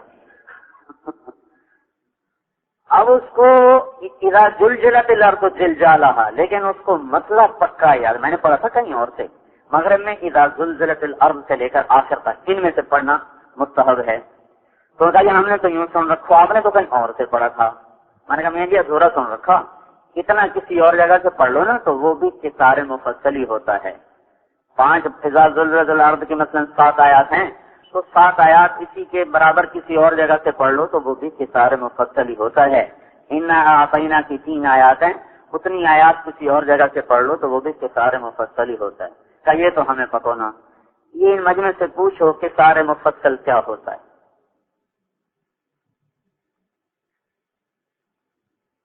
फिर बैठे थे, एक आदमी आया, उन्होंने कहा जी मेरा जमीन तो मेरे बाप के नाम है, काम सारा मैं करता हूँ, उशर मेरे जिम्मे, मेरे बाप के जिम्मे। मेरे बोलने से पहले उसी के जिम्मे, जिसके नाम जमीन हो उसी के जिम्मे, जिसके नाम जमीन हो उसी के जिम्मे उशर। फिर कोई कुर्बानी वाला मसला लेके आ गया, जो कान कटा है कि जानवर का इतना, उसका क्या मसला, वो भी उसने मुझसे पहले बताया। जो चीजें हमारे ज़ौक़ की थी, जो हमारी जरूरत थी, हमने तो उनको भी सीखना छोड़ दिया, क्योंकि इल्म की दावत मिट चुकी है। तीसरे नंबर का तस्करा भी कोई नहीं हो, तो मैंने तो पहले कहा था ना आपको, अब तबलीग का काम मुख्तसर हो गया। पहला नंबर, छठा नंबर, बाकी सिर्फ गिनने के लिए। और ये ऐसी दौलत है, मूसा अलैहिस्सलाम पर तौरात उतर चुकी और फिरौन गर्क हो चुका, और अल्लाह ताला की आयात और निशानियां उनके साथ जाहिर हो चुकी, और साहिब कलाम कलीमुल्लाह, साहिब तौरात वो किताब है जो अल्लाह ने अपने हाथों से लिख के जमीन पर उतारी, कतबत तौरात बियदिही। फिर अल्लाह ने कहा एक आदमी तुझसे ज्यादा जानता तो उसके पीछे चल पड़ेगा, मैं तो जाऊंगा उससे सीखूंगा। सारा नबूवत का काम छोड़ के गए, नबूवत का काम छोड़ के गए। ये जुमला मेरा आपको कैसा नजर आ रहा है? کہ بھائی کوئی اگر عالم سے مسئلہ پوچھنے جائے تو ہمارا ماحول یہ بن گیا کہ یہ بھی کوئی کام ہے، تو نے کام چھوڑ دیا اور کہاں چلا گیا؟ اپنی ضرورت کے علم کے لیے جانا بھی نبوت ہی کا کام ہے، یہ نبوت کے کام کا حصہ ہے۔ کیا کریں گے؟ کیا پھیلانا چاہتے ہیں؟ کس چیز کو لے کے چلنا چاہتے ہیں؟ علم کے بغیر بھی دنیا میں کوئی چیز چلی، وہ کہ دین اور وہ علم کے بغیر چلے۔ میرا مراد کوئی بڑا عالم بننا نہیں، جو ضروریات ہماری طرف متوجہ ہیں ان میں تو ہمیں علم ہونا چاہیے، وہ بھی کوئی نہیں ہمارے پاس۔ یہ کالج کے لڑکے ایم ایس سی کر جاتے ہیں، وضو کا نہیں پتا۔ ایک ہمارے ابا جی کے دوست بڑے ذمہ دار، بڑے ماہر زراعت والے، ان سے آ کر مشورے کیا کرتے تھے، زراعت والے خود بتا رہے کہ میں سفر میں تھا، مغرب کی نماز میں شریک ہوا، اب مجھے خیال آ رہا، جماعت کے ساتھ نماز پڑھ رہا، مجھے خیال آ رہا میں تو مسافر ہوں، تو 3 کو آدھا کیسے کروں؟ قصر کی نماز پڑھنی ہے، 1.5 تو ہو نہیں سکتی، تو کیا کروں؟ آخر جب امام قعدہ سے اٹھے تیسری رکعت کے لیے کہنے لگے میں نے سلام پھیر دیا اور بیٹھ کے تسبیح پڑھنے لگا، اتنے میں جماعت نے بھی سلام پھیر دیا۔ ان کا میاں صاحب دونوں کی بڑھیا، تو میں تو مسافر ہوں، ابھی ہو نہیں سکتی، 2 کر چڑیاں۔ یہ ذمہ دار کا علم ایسا علم رکھنے والا آدمی جس سے PhD لوگ آ کے مشورے کرتے تھے، ایسا جھاڑو پھرا ہوا ہے، ذوق ہی مٹ گئے۔ موسیٰ علیہ السلام اتنے بڑے مقام پر ہو کر یہ جا وہ جا اور کہنے لگے او امضی حقوبہ، مطلب ہے کہ مجھے ساری زندگی بھی چلنا پڑے، میں واپس نہیں آؤں گا جب تک کچھ مل نہ لوں۔ ساری امت کو چھوڑ کے چلے گئے کہ جب تک مجھے وہ مل نہ جائے میں نہیں واپس آؤں گا۔ آگے خضر علیہ السلام کے نخرے، ادھر بھوک لگی ہوئی تھی، وہ آتینا غدا، انار میں روٹی تو دے، ارأیت اذ اوینا الی الصخرہ، وہ جو میں تو وہیں بھول گیا۔ پھر وہاں سے واپسی ہوئی، بھوک لگی ہوئی، خضر علیہ السلام کو سلام کیا، انہوں نے سلام کا جواب ہی نہیں دیا۔ سلام کا جواب نہ دو آدمی ویسے ہی اریٹیٹ ہو جاتے ہیں، سلام کا جواب نہیں۔ موسیٰ علیہ السلام نے سلام کیا تو انہوں نے سر کے اوپر کپڑا لیا ہوا تھا، جواب دینے کی بجائے کہنے لگے انا بعرضک السلام، یہ مجھے سلام کرنے کون آ گیا؟ الٹا، یہ کتنا چبھنے والا جملہ ہے، یہ مجھے سلام کرنے کون آ گیا؟ تو کہنے لگے میں موسیٰ ہوں۔ کون موسیٰ؟ بنی اسرائیل والا؟ کہ جی ہاں بنی اسرائیل والا۔ سر سے کپڑا اتارا، آئے کیوں ہو؟ هل اتبعک علی ان تعلمنی مما علمت رشدا، هل اتبعک، اس میں تواضع کی انتہا ہے، علی ان تعلمنی مما علمت رشدا، میں آپ کی غلامی میں آنا چاہتا ہوں، کوئی تنخواہ نہیں، کوئی معاوضہ نہیں، کوئی صلہ نہیں، صرف ایک چیز چاہتا ہوں کہ آپ مجھے کچھ علم سکھا دیں، اعلیٰ شرط کے لیے کہ جناب میں آپ کا بلا مشروط غلام، بلا تنخواہ نوکر، بلا تنخواہ، اتنا بڑا عظیم۔ حالانکہ خضر علیہ السلام کے بارے میں دونوں قول ہیں، نبی ہیں نبی نہیں، دونوں قول ہیں، لیکن زیادہ صحیح جو ہے وہ نبی تھے، کیونکہ کوئی ولی الہام پہ قتل نہیں کر سکتا۔ کوئی ولی مجھے الہام ہوا اس کو قتل کر دو، یہ ولی نہیں کر سکتا، یہ صرف نبی ہی کر سکتا ہے۔ بچے کو قتل کر دیا تو یہ الہام پہ نہیں ہو سکتا، یہ صرف وحی کے ساتھ ہو سکتا ہے۔ لیکن ہیں تو موسیٰ علیہ السلام سے چھوٹے درجے کے، آگے انہوں نے بڑا نخرہ کیا، جا تو کہاں پڑے گا، انک لن تستطیع معی صبرا، تو پڑھ سکتا ہے؟ سر تو صبر ہی نہیں کر سکتا۔ موسیٰ علیہ السلام کو یہ کہنا، وہ تو ویسے ہی جلالی تھے۔ وَكَيْفَ تَصْبِرُ عَلَى مَا لَمْ تَحِطْ بِهِ خُبْرًا، آتا جاتا تجھے کچھ ہے نہیں، اللہ اکبر، کتنے سخت الفاظ ہیں، آتا جاتا تجھے کچھ ہے نہیں تو تجھے صبر تو ہو ہی نہیں سکے گا۔ وہ کہہ رہے ستجدنی انشاءاللہ صابرا، آگے تواضع کی حد، جناب آپ دیکھیں گے کہ میں تو سر نہیں اٹھاؤں گا، وَلَا أَعْصِي لَكَ أَمْرًا، میں سر نہیں اٹھاؤں گا۔ مجھے سارا قصہ نہیں سنانا، میں صرف ایک تھوڑا سا نمونہ دینا چاہتا ہوں کہ ہمارے مجمع میں علم کا ذوق نہیں، میں کتابیں پڑھنے کو نہیں کہہ رہا ہوں، لیکن ہم اپنی ضروریات زندگی علماء سے جا جا کے پوچھتے۔ مفتی ممتاز صاحب رحمۃ اللہ علیہ ہوتے تھے جامعہ شرفیہ میں، تو ہمارا امتحان لینے آیا کرتے تھے 70 کی دہائی میں۔ ایک دن میں گیا کچھ پوچھنے، مسائل فرمانے لگے، ہمیں تو مسائل تبلیغ والوں نے یاد دلائے، ورنہ ہم تو صرف نکاح، طلاق، اس میں اور میراث، کسی میں مسئلے آتے تھے، فلانے نے طلاق پہ گئی ہوں کی کرنا، فلانے کی مر گیا اس کی وراثت تقسیم کرنی کیا کرنا، جتنے باقی مسائل ہیں وہ تو ہم سے کوئی پوچھتا ہی نہیں تھا، تو ہم بھی بھولے پڑے تھے۔ یہ تو تبلیغ والوں نے پوچھ پوچھ کے ہمارا وہ علم مستحضر کر دیا، وہ علم تازہ کر دیا۔ آئیے ذوق زندہ ہوں اپنی زندگی کا، ضروریات کا علم سیکھتے ہوئے چلیں، دیکھتے ہوئے چلیں، ایسے ہی نہ بس اندھا دھند چلے، کچھ بھی نہیں پتا اور بس چلے جا رہے، کیسے منزل طے ہوگی۔ مولانا الیاس صاحب رحمۃ اللہ علیہ نے فرمایا مجھے ڈر ہے علم اور ذکر کی کمی سے آوارہ گردی نہ بنا دے، یہ کہیں آوارہ گردی نہ ہو جائے۔ علم تو حدود بتاتا ہے، میری حد کیا ہے، طریقہ کیا ہے، زندگی کا بسر کیسا ہے۔ پھر مخلوق کے تذکروں کو مٹانے کے لیے ہے ذکر، تنہائیوں کا ذکر، اللہ کی یاد۔ اس طرح اللہ تو دیکھو ہے نا، ذاق طعم الایمان من رضی باللہ ربا وبالاسلام دینا ومحمد نبیا۔ یہاں اللہ تعالیٰ کے نبی نے ایمان کو ایک کھانے سے تشبیہ دی ہے، کیونکہ ذائقہ کھانے کا ہوتا ہے، پینے کا ہوتا ہے، مادی چیز، معنوی چیز کا ذائقہ نہیں ہوتا، مادی چیزوں کا ذائقہ ہوتا ہے۔ تو یہاں اللہ تعالیٰ کے نبی نے کھانے کو، ایمان کو کھانے سے تشبیہ دی ہے، ایک مزیدار کھانے سے تشبیہ دی ہے۔ تو اس سے یہ معلوم ہوا کہ اللہ کے ذکر کا ایک ذائقہ ہے، ان یکون اللسان کا رطبا بذکر اللہ۔ یہ بھی جو لفظ رطب ہے یہ بتا رہا ہے کہ اللہ کی یاد میں بھی ایک لذت ہے، ایک حلاوت ہے، یہ چلتی پھرتی تصویر سے نہیں آتی۔ تنہائیوں میں بیٹھ کے جو اللہ کے ذکر کرتے ہیں اللہ تعالیٰ ان پر اس کی حلاوت کو کھولتا ہے۔ وہی تنہائیوں کا ذکر ہے، یہ تو آخری درجہ، تیسرے کلمے کی تصویر، درود شریف کی تصویر، استغفار کی تصویر، تو زیادہ کی تو حد ہی کوئی نہیں، ایک ہی تو عمل ہے جس کی کوئی حد نہیں۔ اذکروا اللہ ذکرا کثیرا، ذکر کرو، کثرت کے ساتھ کرو، کثرت کے ساتھ کرو، جتنا کثرت سے کرے گا۔ الذاکرین اللہ کثیرا والذاکرات، آخری کامیابی کی نشانی جو اللہ تعالیٰ نے بتائی ہے، کثرت سے ذکر کرنے والے مرد عورتوں کے لیے بڑے اونچے درجات۔ ایک خاص دروازہ ہے جو ذکر والوں کے لیے اللہ نے رکھا ہے، اس میں ایک مٹھاس ہے، اس میں ایک مٹھائی کی طرح، پانی کی طرح، شہد کی طرح، کھانے کی طرح ایک حلاوت ہے، ایک لذت ہے۔ اللہ تعالیٰ کھول دیتا ہے، نصیب فرما دیتا ہے کن کو؟ جو اس کو تنہائیوں میں بیٹھ کے کرنے کے عادی بن جاتا ہے۔ اس لیے بھائیوں، تنہائیوں میں بیٹھ کر اللہ کا ذکر، یہ ہمارے مخلوق کے تذکروں سے ہماری جان چھڑا دیتا۔ پھر میں نے کہا تھا مخلوق کی بنیاد پر ہی وزن کرتے ہیں دوسرے کا، اس کے لیے اللہ نے ہمیں چوتھا نمبر کی محنت کہ مسلمان کی عزت کریں اسلام کی بنیاد پر۔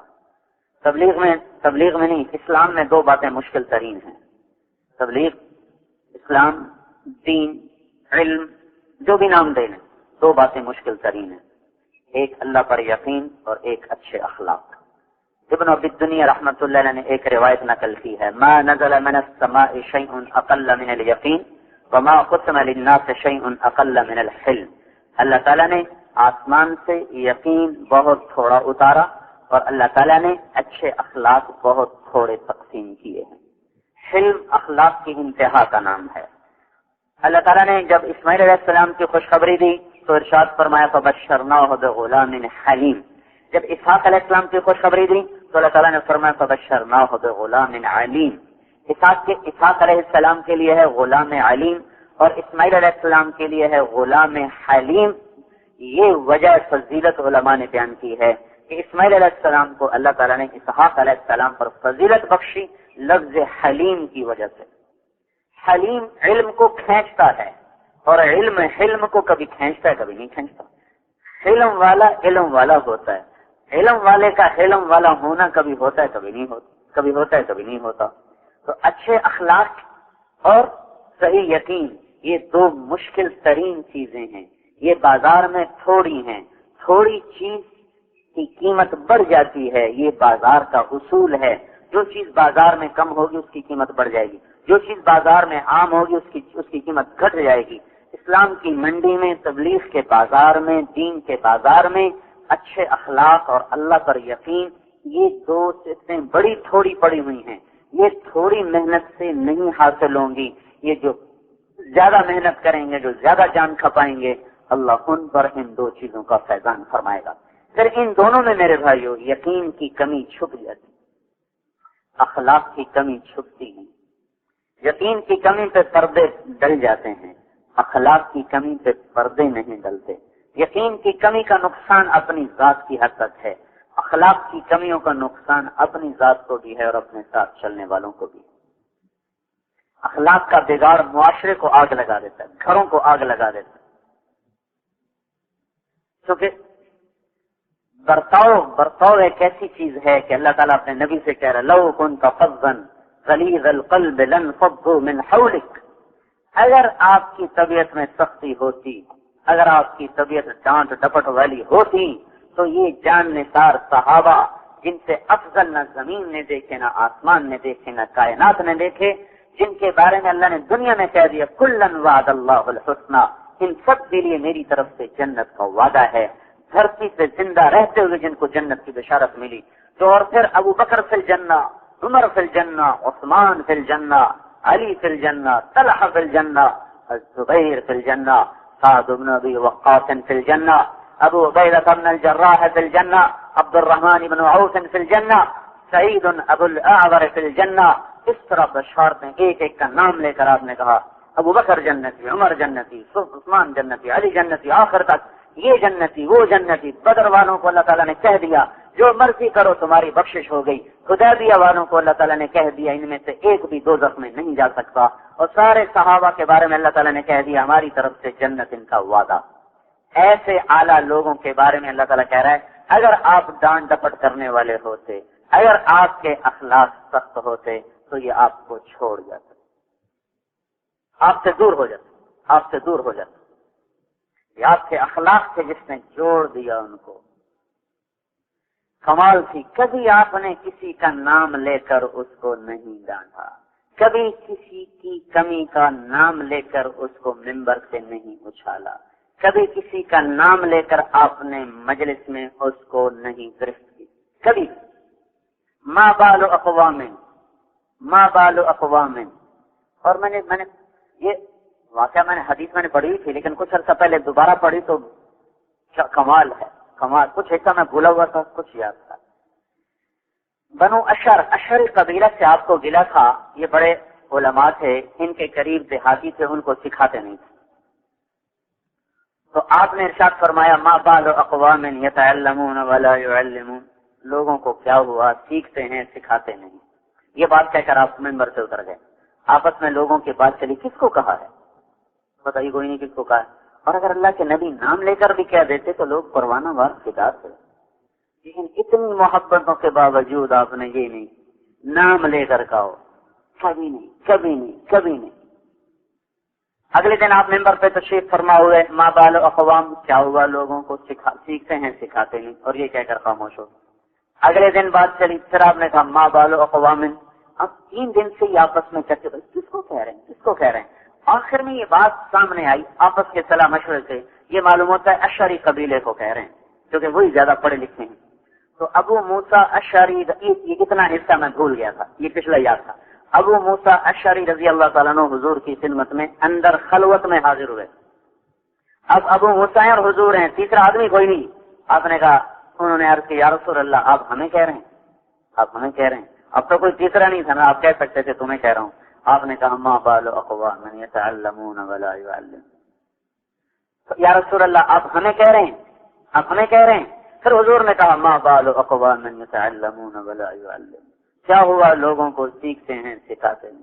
تو انہوں نے تیسری دفعہ یا رسول اللہ آپ ہمیں کہہ رہے ہیں، آپ نے کہا ما بال اقوام یتعلمون ولا یعلمون، کیا ہوا لوگوں کو سیکھتے ہیں سکھاتے ہیں۔ نبی ہو کر ایسے خوبصورت اخلاق، اور ہم نام لے کے بنڈی لگا دیتے ہیں اصلاح کے نام پر، اس کی اصلاح ہو رہی، یہ اصلاح ہے یا رسوائی ہے؟ یہ وہ اخلاق تھے جس نے وحشی قوم کو ایسا مسخر کیا اور اتنے اونچے مقام پر پہنچا کہ رضی اللہ عنہم ورضوا عنہ کا لقب لے۔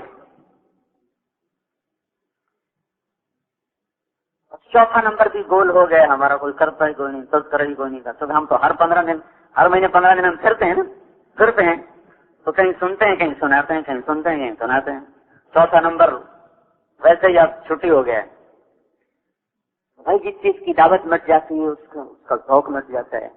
دیکھو میرے بھائیوں، ایک زمانہ تھا جب تبلیغ میں بہت لوگ تھوڑے تھے. یہ اتنا بڑا مجمع بیٹھا ہوا ہے صبح کا بیان. رائمنڈ میں 100-150 آدمی ہوتا جب میں رائمنڈ میں پہنچا 1971 میں. جب ٹریفک تھوڑی ہوتی ہے تو آدمی اپنی رفتار سے چل سکتا ہے. موٹر وے پر آدمی جا رہا ہو، ادھر مڑ جائے، تیز چلے، آہستہ چلے، نہ کوئی آگے نہ کوئی پیچھے. لیکن جب ٹریفک زیادہ ہو جاتی ہے تو پھر اپنی رفتار سے نہیں چلنا ہوتا، پھر ساری ٹریفک کی رفتار کو سامنے رکھ کے چلنا پڑتا ہے. آگے ٹرک لگا ہوا ہے، پیچھے مرسڈیز جا رہی ہے، ٹرک کی رفتار سے چلنا پڑے گا. اور وہ جوش دکھائے کہ یہ ٹرک ہمارے آگے ہے، لگاؤ ریس، تو بس گیا پھر ٹرک کے نیچے. ادھر سے بچاتے ہیں گاڑی کو، ادھر سے بچاتے ہیں گاڑی کو، پیچھے سے بچاتے ہیں، آگے سے بچاتے ہیں. احتیاط. اصل میں تو اپنی گاڑی کو بچانا چاہتے ہیں، لیکن اسی میں اوروں کا بچاؤ بھی ہے.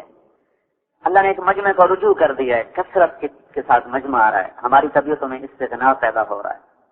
مجمع مقصود نہیں تو اور کیا مقصود ہے؟ مکھن کہاں سے نکلتا ہے؟ دہی سے تو مکھن نکلتا ہے. جتنا زیادہ دہی ہوگا اتنا زیادہ مکھن نکلے. مجمع کی قدر، اس کا احترام، آنے والے کی عزت، آنے والے کا احترام، یہ طبیعتوں سے نکل گیا، گھروں سے نکل گیا. بیٹا باپ کا گریبان پکڑ رہا ہے. بیٹا جس بدبخت کو اس نے جنا، اس کے پیشاب دھوئے، اس کے پخانے دھوئے، اس کو لیے ہسپتالوں میں پھر وہ باپ کو گالیاں دے رہے ہیں، ماں کو گالیاں دے رہے ہیں.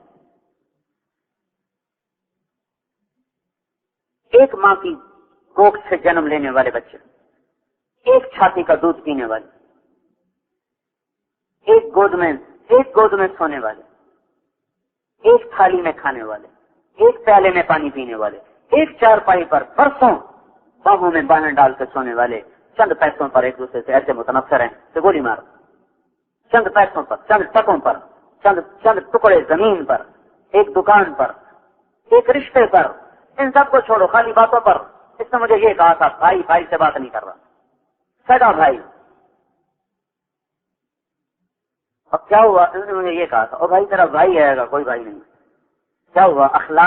اخلاق کا جب جنازہ نکلتا ہے تو محبتوں کے بھی جنازے نکلتے ہیں، اور زندگیاں ویران ہو جاتی ہیں، کشت بن جاتے ہیں، زندگیاں صحرا بن جاتی ہیں. صحرا. اس معاشرے میں دبنا نہ ہو، جھکنا نہ ہو، تواضع نہ ہو، معاف کرنا نہ ہو، درگزر کرنا نہ ہو، وہ آگ ہوتی ہے. آگ. ہمیں معاف کرنا ہم بھول گئے ہیں.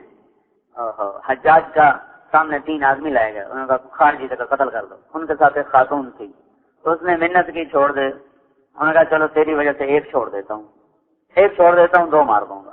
ایک اس کا بھائی تھا، ایک اس کا بیٹا تھا، اس کو خامن کہا ایک چن لے. تو عورت کہنے لگی الزوج موجود والابن مولود والاخ مفقود اترک لی اخی. اس نے کہا خامد اور مل جائے گا، بیٹا اور ہو جائے گا، ماں پیو کوئی نہیں ہے، بھائی اور کوئی نہیں ملے گا، میرا بھائی چھوڑ دے. تو حجاج نے کہا تیرے حسن انتخاب پر میں تینوں کو چھوڑتا ہوں. تو اس وقت گھروں میں آگ لگی ہوئی ہے صرف اخلاق چوتھے نمبر کے نہ ہونے کی وجہ سے. اخلاق کے تذکرے مٹ گئے، اس کی محنت مٹ گئی. تذکرہ مٹے گا، محنت مٹ گئی. یہ ایک مسجد میں کام کرنے والے 10 گریباں ہیں. کس پر؟ رائے کا اختلاف. صرف رائے کے اختلاف. اور ہماری رائے ہے کیا؟ اس کو اب نہ ملو کل مل لو، اس کو میں ملوں گا نہیں، اس کو میں ملوں گا. اسی پہ لڑ رہے، اس پہ لڑائی ہو رہی ہے. اس کو میں نے ملنا، تم نے نہیں ملوں گا، نہیں اس کو میں نے ملنا، تم نے نہیں ملنا. تو اس پہ لڑائی. اب جیسے مولانا محمد احمد صاحب فرماتے ہیں ابھی تو حکومت نہیں ملی، آپس میں لڑ کے یہ خبر ہے، جب مل جائے گی تو پھر کیا ہوگا ان کا. تو رائے کا اختلاف برداشت نہیں. محبت فرض، میں نے رات بھی بتایا. اور ہمارے اصول، ہماری رائے استنباطی چیزیں ہیں. محبت نہیں ہاتھوں سے جا سکتی. آپ نے فرمایا ای اور اسلام اوسط. آپ نے کہا مجھے بتاؤ اسلام کی سب سے مضبوط رسی کیا ہے؟ تو لوگوں نے کہا الجہاد، جہاد. آپ نے کہا وہ حسن، بڑی اچھی بات ہے، پر وہ نہیں جو میں پوچھ رہا ہوں. انہوں نے کہا یہ الصلاۃ. آپ نے کہا وہ حسنۃ وما هي بها، نماز بھی بڑی اچھی ہے، وہ نہیں جو میں پوچھ رہا ہوں. کہا یہ الحج، حج کا وہ بھی اچھا ہے، پر وہ نہیں جو میں پوچھ رہا ہوں۔ انہوں نے کہا کہ پھر آپ ہی بتا دیں۔ تو آپ نے کہا اسلام کی سب سے مضبوط رسی ہے اللہ کے لیے محبت کرو، اللہ کے لیے بغض رکھنا۔ تو میرے بھائیوں، ہماری طبیعت میں معاف کرنا نہیں، درگزر کرنا نہیں، ستاری نہیں، ستاری وقف جناحک للمؤمنین۔ اس بات کا ایک عجیب مطلب میرے ذہن میں ہے۔ جناح کہتے ہیں پر کو، پر بات تو یہ ہے تواضع اختیار کرنے کی بات ہو رہی، تواضع بہت سی صفات میں سے ایک چیز اور آپ نے اللہ تعالیٰ نے کہا اپنے پر بچھا دے، پر بچھا دے، یعنی تواضع اختیار کر، پر بچھا دے۔ مرغی جو ہوتی ہے نا، مرغی وہ جب خطرہ دیکھتی تو بچوں کو اپنے پروں کے اندر لے لیتی، ان کو اندر چھپا لیتی، وہ نکلنا بھی چاہیں تو ان کو نکلنے نہیں دیتی، اوپر بیٹھ جاتی، اوپر سے پروں سے ان کو یوں دبا دیتی ہے، تو نیچے سے اس کو ٹھونڈے مارتے ہیں، چونچے مارتے ہیں، کوڑ کرتے ہیں، وہ ان کے کوڑ بھی نہیں سنتے، ان کے چونچے بھی برداشت کرتے، لیکن ان کو اپنے اندر سے نکلنے نہیں دیتی۔ تو لفظ جناح سے یہ مطلب نکل رہا ہے، کوئی تمہارے ساتھ کتنا ہی برا سلوک کرو، اس کو ٹوٹنے نہ دو، اس کو اپنے ساتھ جوڑ کے چلو۔ کوئی کتنا ہی تمہارے ساتھ برا ہو جائے، اس پر پردہ ڈال کے چلو، اس کے عیبوں کو چھپا کے چلو، اس کے عیبوں پہ دوربینیں فٹ نہ کرو کہ یہ کرتا کیا ہے۔ اب تو اس سے بھی اگلے درجے کی بات ہے کہ پیچھے بھیجتے ہیں، دیکھو کیا کر رہا ہے۔ لا تجسسوا، مت بھیجو کسی کے حالات معلوم کرنے کے لیے۔ لا تحسسوا، خود پیچھے مت پڑو کسی کے کیا کر رہا ہے۔ سامنے مائز اسلمی آ کر کہہ رہے ہیں یا رسول اللہ میں نے زنا کیا، مجھے پاک کریں۔ سامنے اقراری کو آپ نے ٹال کر منہ پھیر کر کہا تو نے زنا نہیں کیا، تو نے چوما ہوگا۔ اقرار کرنے والے پر بھی آپ ستاری کی چادر ڈالنا چاہتے ہیں،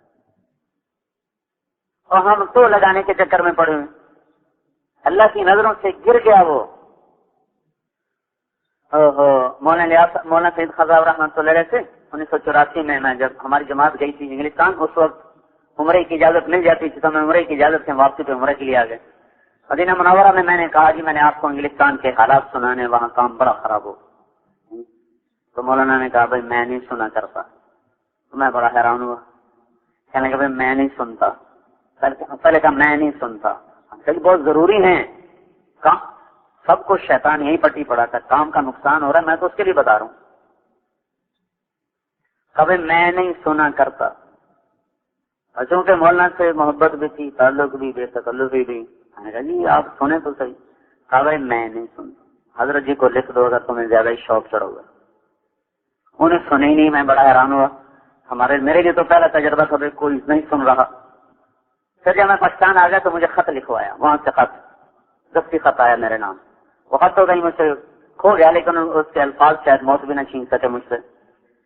تو انہوں نے لکھا کہ بندہ برس ہا برس کی ٹھوکریں کھانے کے بعد، یہ وہی الفاظ ہیں، کوئی کمی بیشی نہیں، بندہ برس ہا برس کی ٹھوکریں کھانے کے بعد اس نتیجے پر پہنچا ہے کہ اپنے ساتھیوں کی کمیاں اپنے بڑوں کو نہیں بتانی چاہیے، اس لیے کہ آج کل کے بڑے ایسے بڑے نہیں ہیں جو کسی کی کمی کو دیکھ کر بھی، کسی کی کمی کو سن کر بھی اس کے ساتھ وہی سلوک کریں جو اس سے پہلے کیا کرتے تھے۔ تو اس سے بندہ نے ساتھیوں کا نقصان ہوتے تو دیکھا ہے، نفع آج تک نہیں دیکھا۔ جب کسی میں کوئی کمی دیکھو، از خود اس کے ساتھ تعلق بناؤ، اس پر محنت کرو، اس کو سمجھاؤ، اگر پھر بھی نہ سمجھے تو اس کا معاملہ اللہ کے سپرد کر دو اور اپنے ہونٹوں کو سی لو۔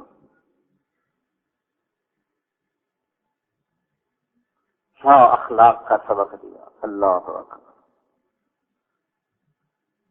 محکموں میں آگ لگی پڑی شکایتوں سے، گھروں میں آگ لگی پڑی شکایتوں سے، میاں بیوی میں آگ لگی پڑی شکایتوں سے، بھائی بھائی سے متنفر شکایتوں سے، باپ بیٹے سے متنفر، پڑوسی پڑوسی سے متنفر۔ ذرا غور کرتے جائیں کہ اس ایک حکم کے ٹوٹنے سے کیا فساد آیا پڑا، اور پھر اس کی دعوت مٹتی چلی جا رہی، خالی گنوا دیتے ہیں، ایک دوسرے کا احترام کرو، چل میرا بھائی آگے۔ فرق کے مراتب اس لیے مٹ گیا، چھوٹے چھوٹے نوجوان اور جن کی زندگیاں گزر گئیں تبلیغ میں، ان کو کام سکھانے کے چکر میں پڑے ہوئے۔ حضرت اسامہ بن زید رضی اللہ تعالیٰ عنہ حضور کے اونٹنی پر سوار تھے حج کے موقع پر، تو عرفات سے جب مزدلفہ کو چلنے لگے تو ان کو عین موقع پہ تقاضا ہو گیا، تاخر، پتہ نہیں کس وجہ سے، نہیں تاخر، وہ لیٹ ہو گئے، سنجے کا تقاضا ہوا، کوئی اور تقاضا ہوا، لیٹ ہو گئے، تو آپ ان کے انتظار میں کھڑے رہے، سارا مجمع کھڑا، آپ کھڑے،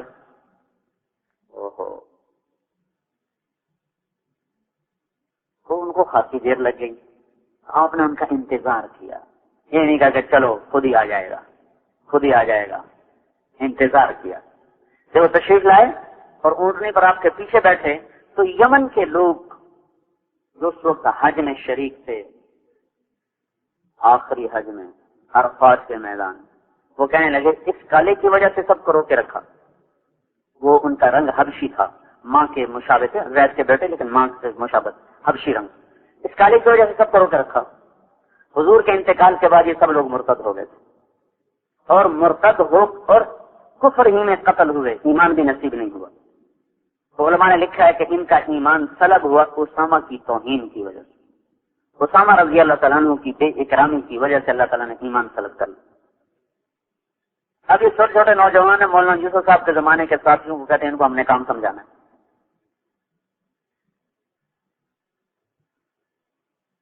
مجھے یہ خیال آتا ہے، مولانا لیاقت صاحب رحمۃ اللہ علیہ نے فرمایا اس کام کے 100 حصے کرو تو میں ایک سمجھا ہوں، سر جو میں سمجھا ہوں اس کے 100 حصے کریں 100 تو ایک میں سمجھا سکا ہوں، پھر جو میں نے سمجھایا ہے اس کے 100 حصے کروں تو تم ایک سمجھے ہو، پھر جو تم سمجھے ہو اس کے 100 حصے کروں تو ایک پہ تمہارا عمل ہے۔ جس شخص پر اللہ نے اس محنت کو کھولا وہ تو یوں اپنے آپ کو مٹی میں ملا کے اس طرح تواضع کا اظہار کر رہا ہے، جن کو نہ آگے کا پتہ نہ پیچھے کا پتہ، وہ کام سمجھا رہے ہیں، کام سمجھاؤ۔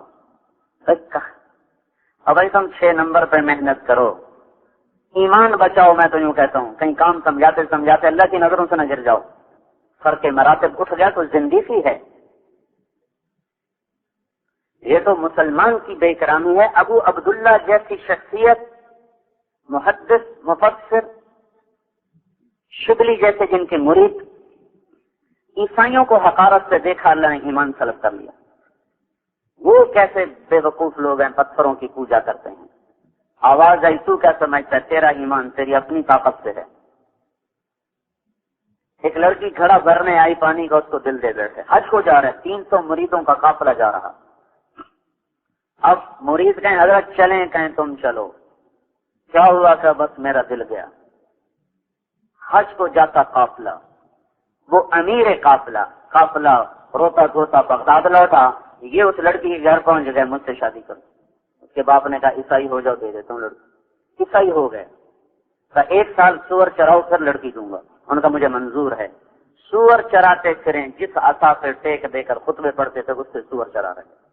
ہوا کیا، عیسائیوں کو حقیر سمجھا جو مسلمان کو حقیر سمجھے، سچ ہوتے تھے تبلیغ میں بوڑھا ہو گیا آدمی اس کو حقیر سمجھے۔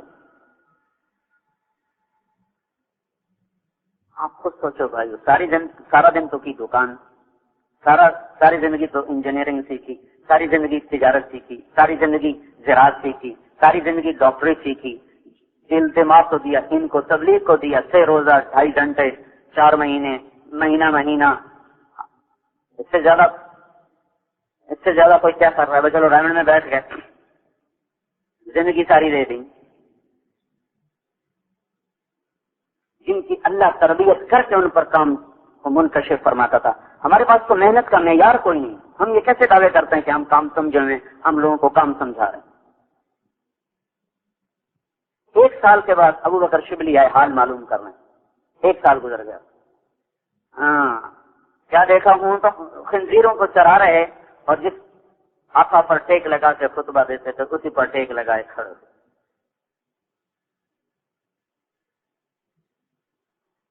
اللہ کو اپنے بندوں سے بڑا پیار ہے، ایسے کسی کو حقیر سمجھ لینا۔ تو انہوں نے کلام کیا، انہوں نے چپکے سے جواب دیا، کہنے کہ کیا حال ہے کا جو دیکھ رہے ہو؟ کہنے کہ آپ تو قرآن کے حافظ سے کوئی یاد ہے؟ کہنے کہ ایک آیت یاد ہے بس، یہ سب دو ہی۔ کون سی؟ کمن یتبدل الکفر بالایمان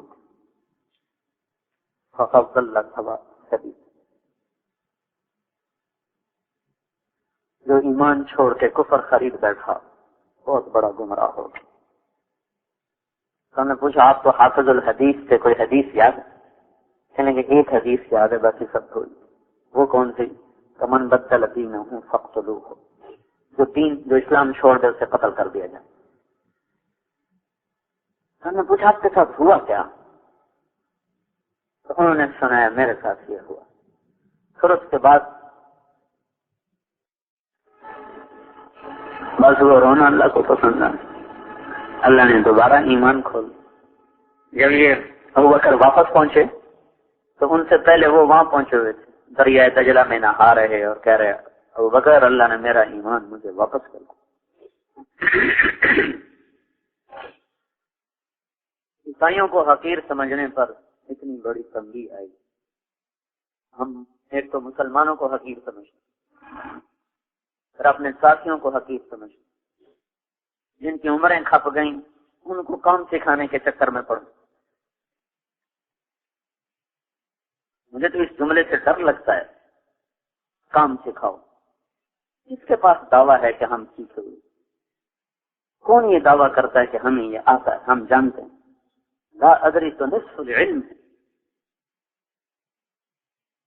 چوتھا نمبر، اخلاق مشکل ترین چیپٹر ہے اسلام کا. تھوڑی سی محنت سے نہیں آتا. اس لیے تو اللہ کے نبی نے فرمایا ساری زندگی کے ساری رات کے شب بیدار اور ساری زندگی کے سارے دنوں کے روزے دار سے بڑا مقام ہے اچھے اخلاق والے کا. اور ضمانت کہ تم اپنے اخلاق اچھے کرو، میں ضامن ہوں جنت الفردوس میں تمہیں گھر لے کے دوں گا. کتنی بڑی ضمانت آپ دے. تو ایک بھیڑ اکٹھی ہو گئی ہے بھائیو. جو پرانے صحبت یافتہ لوگ تھے یا اللہ کے پاس چلے گئے یا کمزور ہو گئے، بیمار ہو گئے. ایک مجمع ہے جوانوں کا، ہر چیز میں کمزوری، ہر چیز میں کمزوری ہے. تو پتہ نہیں کب کہاں جاتے کسی بھی کیچڑ میں گاڑی پھنس جائے. بھائی ہم تو اپنی نفی کرتے ہوئے چلیں، جھک کے چلیں. کام اللہ سے ڈرو یا اللہ تو قبول کر. الٹا چکر ہم ان کو سکھا رہے ہیں.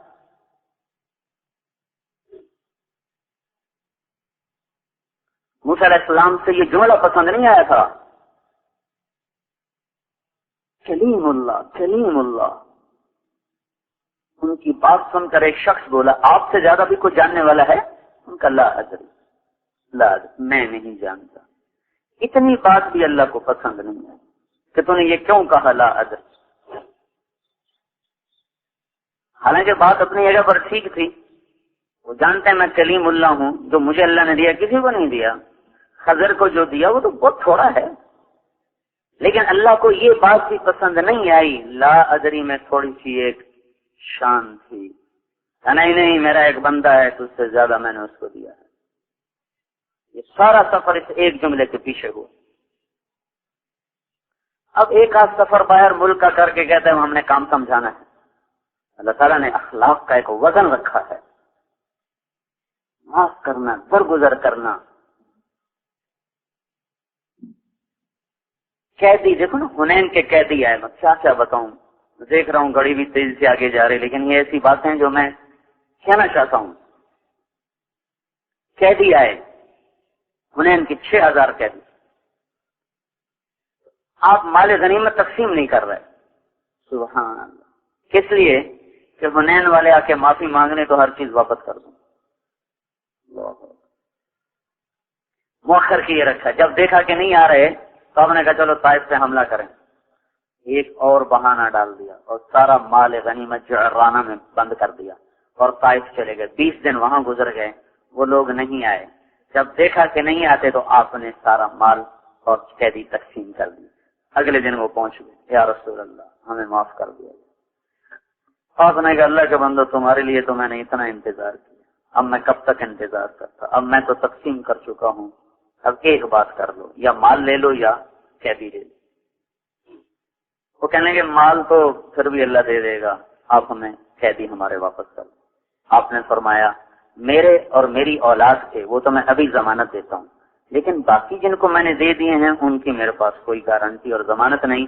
البتہ میں تمہارے لیے ایک ہیلا کرتا ہوں. تم ایسا کرو صبح کی نماز میرے گھر میں آتا ہے، زور کی نماز میں جب میں نماز پڑھا چکا تم کھڑے ہو کے زور سے معافی مانگنا، پھر تمہارے لیے میں کچھ کروں گا. جس نے تلوار اٹھائی اس کے لیے کہہ رہا میں تمہارے لیے کچھ کروں گا.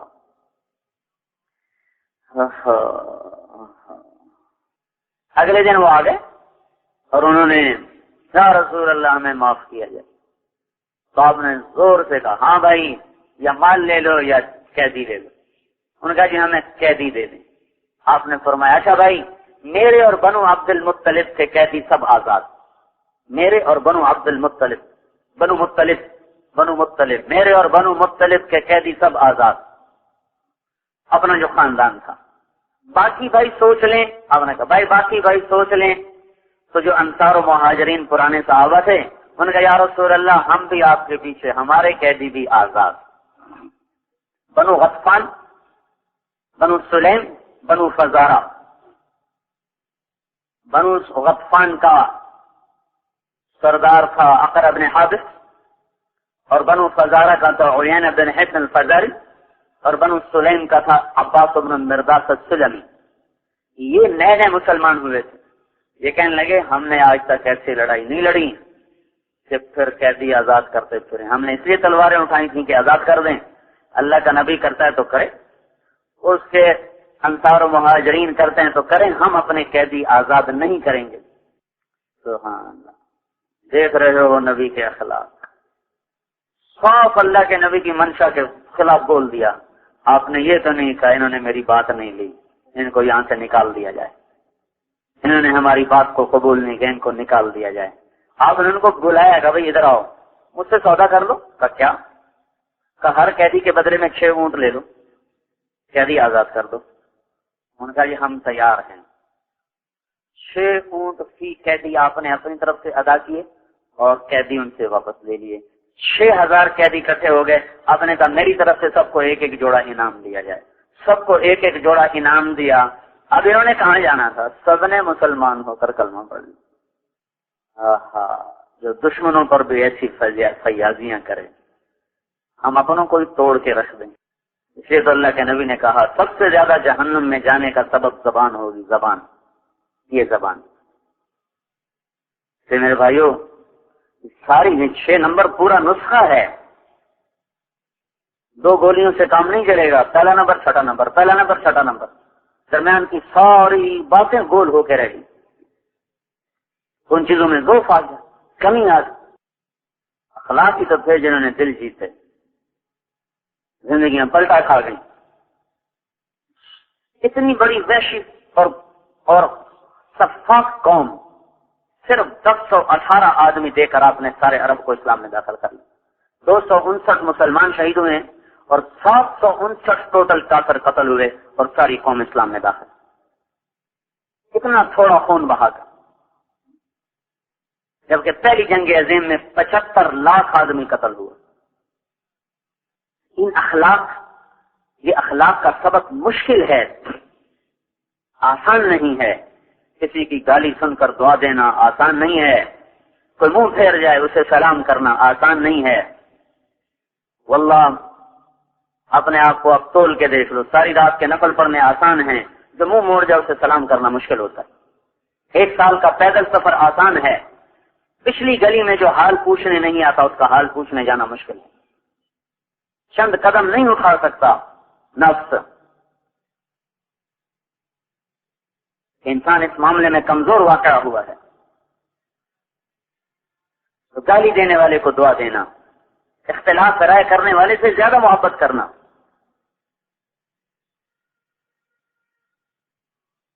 زندگی کے چند ایام مولانا سعید خان صاحب کے ساتھ گزرے، اس سے پتہ چلا اخلاق ہیں کیا. اپنے اندر تو کوئی نہیں آئے لیکن یہ پتہ چل گیا کہ اخلاق کسے کہتے ہیں. وہ فرمایا کرتے تھے جو جتنا غلط چلے اس سے اتنی زیادہ محبت کرو، جو جتنا اصول کو توڑے اس سے اتنی زیادہ محبت کرو. پھر فرمایا کرتے جو پرانوں کا احترام نہیں کرتا وہ اخلاق کی حقیقتوں کو پا ہی نہیں سکتا. کبھی فرماتے تم شرابیوں زانیوں کے لیے چادریں بچھاتے ہو، دسترخوان بچھاتے ہو، چائے لاتے ہو، بسکٹ لاتے ہو، جن کی زندگیاں تمہارے ساتھ نبھ گئیں، ذرا سے اختلاف رائے پر ان کو اٹھا کے اس طرف پھینک دیتے ہو جیسے مکھن سے بال نکال دو. تم کیا جانو اخلاق کسے کہتے. تو اس لیے بھائیو بڑا وزنی عمل ہے، بڑا وزنی عمل ہے حسن اخلاق. جنت الفردوس کے وعدے ہیں اس پر. ایسا گھونٹ سی لو، کسی کی نہ غیبت کرو نہ سنو، جہاں کسی کی کمی دیکھو اس کی اچھائی بیان کرو. نبی تو نبی ہوتا ہے، اس کا تو ہر بول اللہ کی منشا میں ہوتا ہے. بریرہ رضی اللہ تعالیٰ عنہ آزاد ہوئی، مغیث رضی اللہ عنہ سے نکاح ہے. لونڈی کو اختیار ہے کہ آزاد ہو کر نکاح توڑ دے یا باقی رکھے. جو ہی آزاد ہے انہوں نے نکاح توڑ دیا. بریرہ بڑی خوبصورت، مغیث بڑے بدصورت. اب بریرہ آگے آگے، مغیث پیچھے پیچھے. وہ آگے چلیں وہ پیچھے چلیں، روتے پھریں، منتیں کریں بھی مجھ سے رجوع کر لے، مجھ سے دوبارہ رجوع کر لے. حضور صلی اللہ علیہ وسلم کو بھی ترس آیا. کہا دیکھو بیچارے مغیث کا کیا حال ہوگا. تو آپ نے بریرہ کو بلایا. کہا بریرہ میری ایک رائے ہے، گزارش ہے. کیا یا رسول اللہ؟ کہا اس سے نکاح کر لو. وہ کہنے لگے یا رسول اللہ آپ کا حکم ہے؟ کیا آپ کا حکم ہے؟ کہنے لگے میرا حکم نہیں، میری رائے ہے. کہ پھر میں نہیں قبول کرتی. تو آپ نے تو بریرہ رضی اللہ تعالیٰ عنہ سے نہیں کہا، تو نے میری بات کو نہیں لیا. یہ وسعت ظرف، یہ وسعت صدر آپ نے کر کے دکھائی. جنہوں نے قتل کے منصوبے بنائے، صفوان بن امیہ تھا رضی اللہ تعالیٰ عنہ، جنہوں نے عمیر بن وہب الجمحی کو بھیجا، جاؤ محمد صلی اللہ علیہ وسلم کو قتل کر کے آؤ. جب حنین کا مال آیا تو ایسے دیکھ رہے تھے کنکشن سے، اس طرح ادھر بھیڑ بکریاں بھری پڑی تھیں اور اونٹ یوں دیکھ رہے. تو آپ کی نظر پڑ گیا. آپ نے کہا صفوان یہ بڑا اچھا لگ رہا ہے؟ کہنے کہ جی ہاں. کہا سب تجھے ہدیہ. کہا اشہد انک رسول اللہ، میں گواہی دیتا ہوں تو اللہ کا رسول ہے. اتنی بڑی سخاوت سچے نبی کے سوا کوئی نہیں کر سکتا.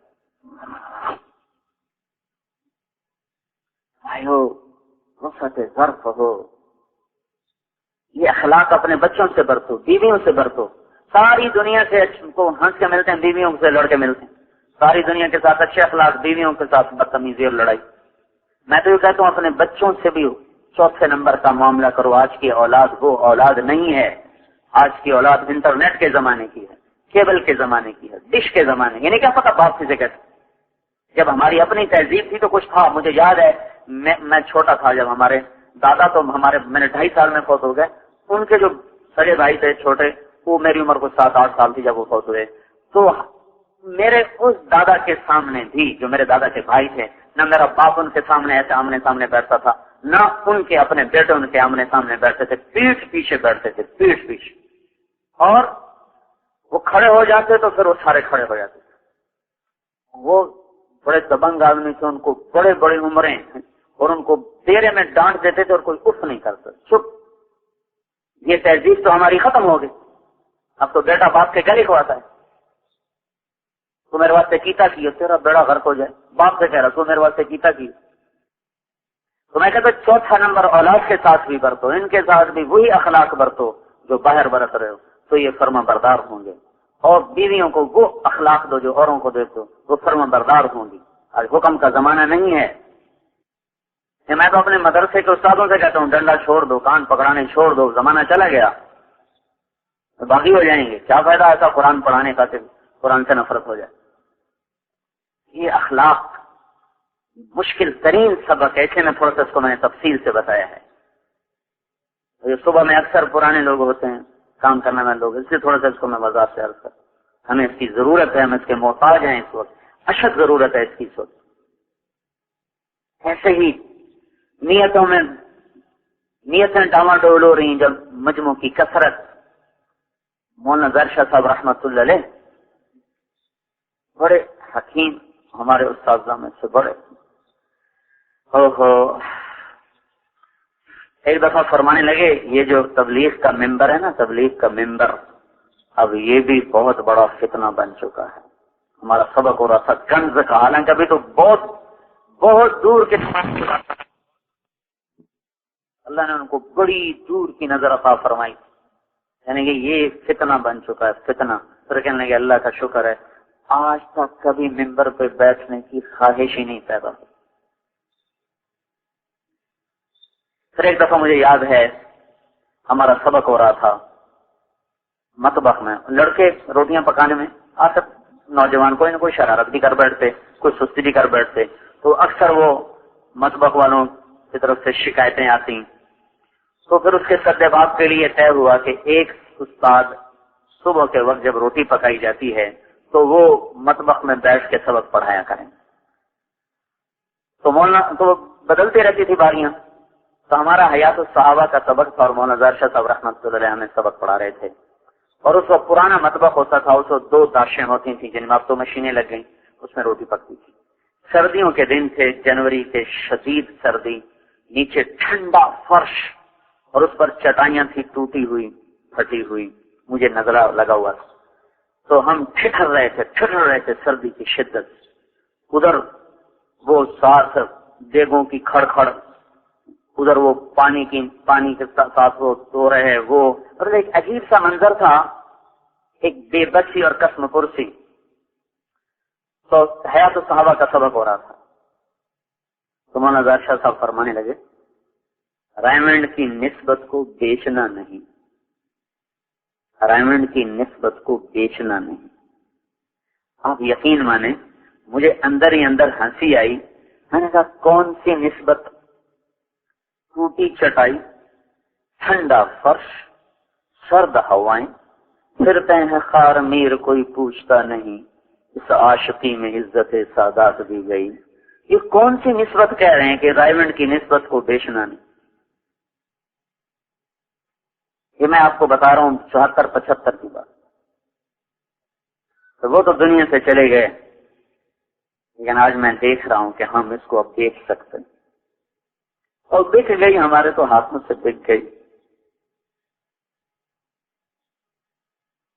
شاید مخلصین کی برکت سے، جیسا وہ حدیث میں آتا ہے لوگ جنت میں جا رہے ہوں گے، جہنمی کھڑے ہوں گے، پھر جہنمی پکارے گا ایک جنتی کو، آپ مجھے پہچانتے ہو؟ کہے گا نہیں.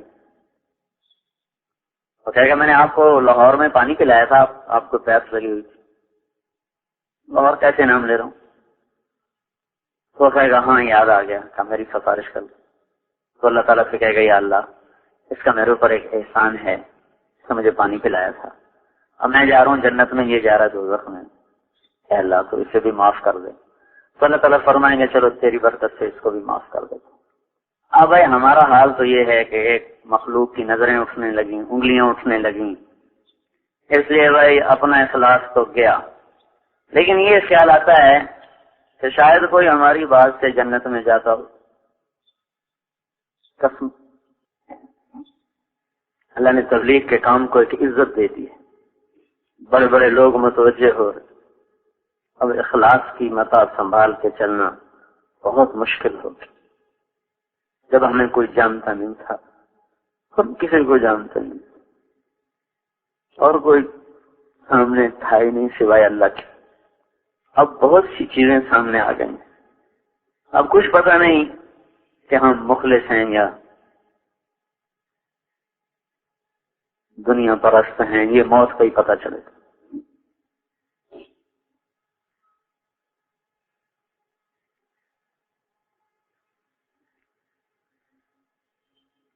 تو جب استقبال کا دور آتا ہے تو انس رضی اللہ تعالیٰ عنہ جیسی ہستی فرماتے ہیں کہ ہم نے تنگی کا دور بھگت لیا اور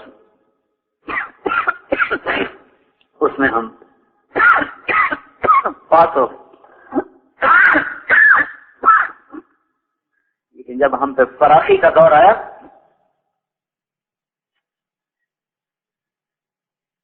وہ بات نہ رہی. آج زیادہ ضرورت ہے اخلاص کی بات کو طاقت سے رکھنے کی کہ ہم بہک نہ جائیں، بھٹک نہ جائیں. شخصیات متوجہ ہو رہی، اسی پہ لڑائیاں ہو رہی، اس سے تم نے نہیں ملنا میں نے ملنا، اس پہ لڑائیاں ہو رہی. تم اس سے ملنے کیوں گئے تھے؟ یہاں کی بات نہیں، ساری دنیا کی بتا رہا ہوں. قطر میں گیا، وہاں یہ لڑائی میں نے دیکھی. اس سے ملنے کیوں گئے تھے تم؟ کس سے پوچھ کر گئے تھے؟ اور پیچھے کو یہ نہیں وجہ کہ یہ اللہ کو راضی کرنا چاہتے ہیں، صرف انانیت تھی. فقیروں سے ملنے میں تو کوئی لڑائیاں نہیں تھی نا، الٹا کہ تو جا، میں تو ذرا میرے سر میں درد ہے تو جا. ڈی سی صاحب سے ملنا ہے، مجھے دین کے لیے ہر وقت تیار. بڑے آدمی کو مل کر آئیں گے تو کارگزاری سنائیں گے، کسی چپڑاسی کو مل کر آئیں تو وہ کارگزاری کبھی سناتے ہیں اہتمام؟ اس نے مجھے یہ کہا، میں نے اسے یہ کہا، اس نے مجھے یہ کہا، میں نے اسے یہ کہا. ریڈیو والے سے بات کر کے یہ ایسے جذبے سے آ کے بات سنائی کب؟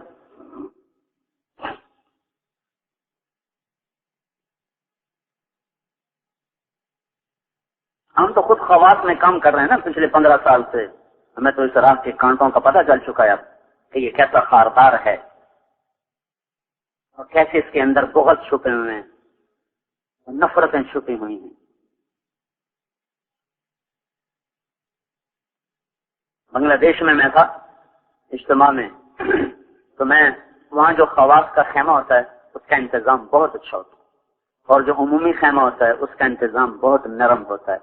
ہمارے ہاں تھوڑا سا فرق ہوتا ہے، اتنا زیادہ نہیں. وہاں خواص کے لیے بہت اعلیٰ انتظام کرتا، عوام کا انتظام بہت کمزور ہوتا. تو میں نے وہاں خواب دیکھا کہ آواز لگ رہی جنت کو چلو جنت کو. لوگ جا رہے ہیں، میں بھی چل پڑا. جب میں دروازے پر پہنچا تو ایک آدمی نے ڈنڈا آگے کر دیا. پیچھے سے آواز آئی جانے دو، تو اس نے ڈنڈا پیچھے ہٹا دیا. جب میں اندر داخل ہوا تو آگے میں نے کیا دیکھا کہ بنگلہ دیش کے اجتماع کا جو عمومی میدان تھا وہ سامنے عمومی پنڈال، وہ سب لوگ غریب غریب ایسے بیٹھے ہوئے بستروں کے ساتھ چپکے ہوئے. میرے دل میں آیا، میں نے زبان سے نہیں کہا، میرے دل میں آیا کہ یہ کون سی جنت ہے، یہ کون سی جنت ہے. تو مجھے غیب سے آواز آئی، یہی تو جنت ہے، یہی تو جنت ہے. کیا مطلب؟ اکثر جنت کے لوگ فقیر ہوں گے، اکثر اہل الجنت فقراء، جنت کے اکثر لوگ فقیر ہوں گے. فقیروں میں چلنے پھرنے سے تواضع پیدا ہوتی، عاجزی پیدا ہوتی. بڑے لوگوں کے ساتھ اٹھنے بیٹھنے سے ملنے سے بڑائی پیدا ہوتی ہے، عجب پیدا ہوتا ہے، تکبر چپکے سے اندر آ جاتا ہے، پتہ بھی نہیں چلتا. اللہ کی کو راضی کرنے کا ہر وقت جب کہ ہمارا 5واں نمبر ہے تصحیح نیت. تصحیح نیت یہ باب تفعیل ہے جو تکرار کا تقاضا کرتا ہے. ہر وقت اپنی نیت کو ٹھیک کرتے رہنا، ہر وقت اپنی نیت کو ٹھیک کرتے رہنا. کبھی کسی وقت بھی اپنی نیت پہ اعتماد نہ ہو کہ میں تو بڑا مخلص آدمی. نافق حنظلہ، نافق حنظلہ، حنظلہ منافق ہو گیا، منافق ہو گیا. حنظلہ جیسا آدمی کہہ رہا حنظلہ منافق ہو گیا. عمر جیسا آدمی حضرت حذیفہ کو بلا کے پوچھ رہے ہیں میرا نام منافقوں میں تو نہیں لکھا ہوا؟ ہر وقت ڈر ہو اپنی محنت سے مردود ہونے کا. اور ہمارے پاس ہے کہ ہم اللہ کو کیا دکھائیں گے؟ خود سوچو بھائیو، کیا چیز ہے جو ہم اللہ کو پیش کریں؟ عمر جیسا آدمی، عمر جیسا جس کا اسلام مانگا گیا، اے اللہ عمر دے دے، 2 عمر میں سے ایک دے دے. اور عمر بن خطاب میں خاص طور پہ مانگتا ہوں. اس طرح مانگے گئے اور عرفات کے میدان میں حضور نے کہا اللہ سب پہ فخر کر رہا ہے. عمر بن خطاب پہ خاص طور پہ فخر کر رہا ہے. جن راہوں سے عمر گزر جائے شیطان راہیں چھوڑ جاتا ہے. میرے بعد کوئی نبی ہوتا تو عمر ہوتا. عمر میں نے جنت میں محل دیکھا، میں نے پوچھا کس کا ہے؟ کہا گیا قریشی کا ہے. میں سمجھا میرا ہے، میں جانے لگا تو کہا گیا عمر بن خطاب کا ہے. میرے 2 وزیر دنیا میں ابو بکر اور عمر، میرے 2 وزیر آسمان میں جبریل و میکائیل. ایسی ہستی 22 لاکھ مربع میل میں اسلام پھیلا. حضرت عائشہ نے فرمایا عمر کا ذکر کیا کرو، تو عمر کا ذکر کرنا بھی اللہ کی یاد دلا دیتا ہے. ایسی ہستی عائشہ کہہ رہی ہیں عمر کا ذکر کیا کرو. عمر کا ذکر ایسا ہے جیسے اللہ کا ذکر کرنا کہ اللہ کی یاد آ جاتی. ایسی ہستی. اور نماز میں خنجر لگا اور آپ نے کہا اے لوگوں میں ابو بکر سے راضی ہوں، اس کے مقام کو پہچاننا. میں عمر سے راضی ہوں، اس کے مقام کو پہچاننا. میں عثمان سے راضی ہوں، میں علی سے راضی ہوں. ایسے لوگ. نماز میں خنجر لگا اور کافر کے ہاتھوں لگا، مسلمان کے نہیں. شہادت علیہ، شہادت کامل. جب دیکھا کہ موت اب آخری رہے گی تو بیٹے کو کہا جاؤ اما عائشہ سے پوچھ کے آؤ کہ عمر اپنے ساتھیوں کے ساتھ دفن ہونے کی اجازت چاہتا ہے. امیر المومنین نے کہنا اب میں عمر ہوں، امیر نہیں ہوں. تو جب وہ گئے تو حضرت عائشہ رضی اللہ عنہا رو رہی تھی، رو رہی تھی. تو انہوں نے عرض کی ابا میرے ابا یہ چاہتے ہیں. حضرت عائشہ رضی اللہ تعالیٰ نے فرمایا یہ جگہ تو میں نے اپنے لیے رکھی ہوئی تھی، لیکن اگر عمر چاہتا ہے تو اس سے مجھ پر ترجیح ہے، میری طرف سے اجازت. یہ مقام مل گیا، حضور کے پڑوس بھی مل گیا. پھر انہوں نے واپس آ کر کہا آپ کو مبارک ہو، اجازت مل گئی. پھر کہنے لگے ممکن ہے میرے شرم میں اجازت دے دی ہو، جب میں مر جاؤں نا تو پھر مجھے لے جانا اور دروازے کے باہر رکھ دینا اور پھر دوبارہ پوچھنا، اس وقت اگر اجازت دیں تو پھر اندر لے جانا، ورنہ مجھے واپس قبرستان میں جا کے دفن کر دینا. تو جب موت کی دستک محسوس کی تو اپنے بیٹے سے کہا میرا سر زمین پہ رکھ دے. ان کا سر گود میں تھا، زمین پہ رکھ دے. جب سر انہوں نے زمین پہ رکھا تو اپنے گال جو تھے نا وہ زمین پہ ایسے ایسے یوں رگڑنے لگے اس طرح، اور کہنے لگے ویل لک یا عمر ان لم یغفر لک ربک، اے عمر تو ہلاک ہو گیا اگر تیرے رب نے تجھے معاف نہ کیا.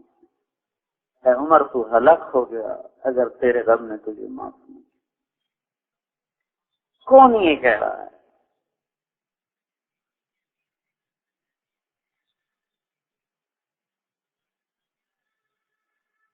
اے عمر تو ہلاک ہو اگر تیرے رب نے تجھے معاف نہ کیا. اور یہ ہمارے نوجوان کہہ رہے ہیں جنت تو اس راستے کی گری پڑی چیز ہے. میں نے خود ان کانوں سے سنا، جنت تو اس راستے کی گری پڑی چیز ہے. اللہ کے واسطے ہوش میں آؤ، کیا واہیات بول رہے ہو. جنت تو اس راستے کی گری پڑی چیز. جن کو جنت کی بشارتیں مل گئیں پھر مر گیا عمر اگر اللہ نے اسے معاف نہ کیا، ہلاک ہو گیا عمر اگر اللہ نے ان سے معاف نہ کیا.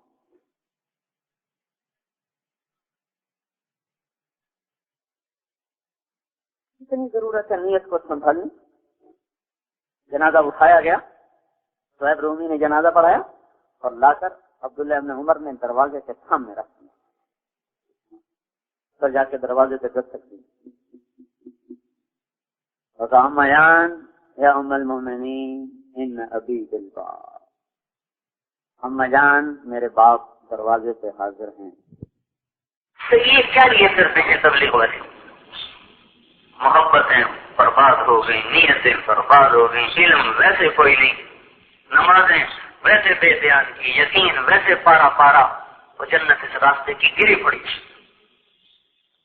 کیا کہہ رہے ہیں پتہ نہیں.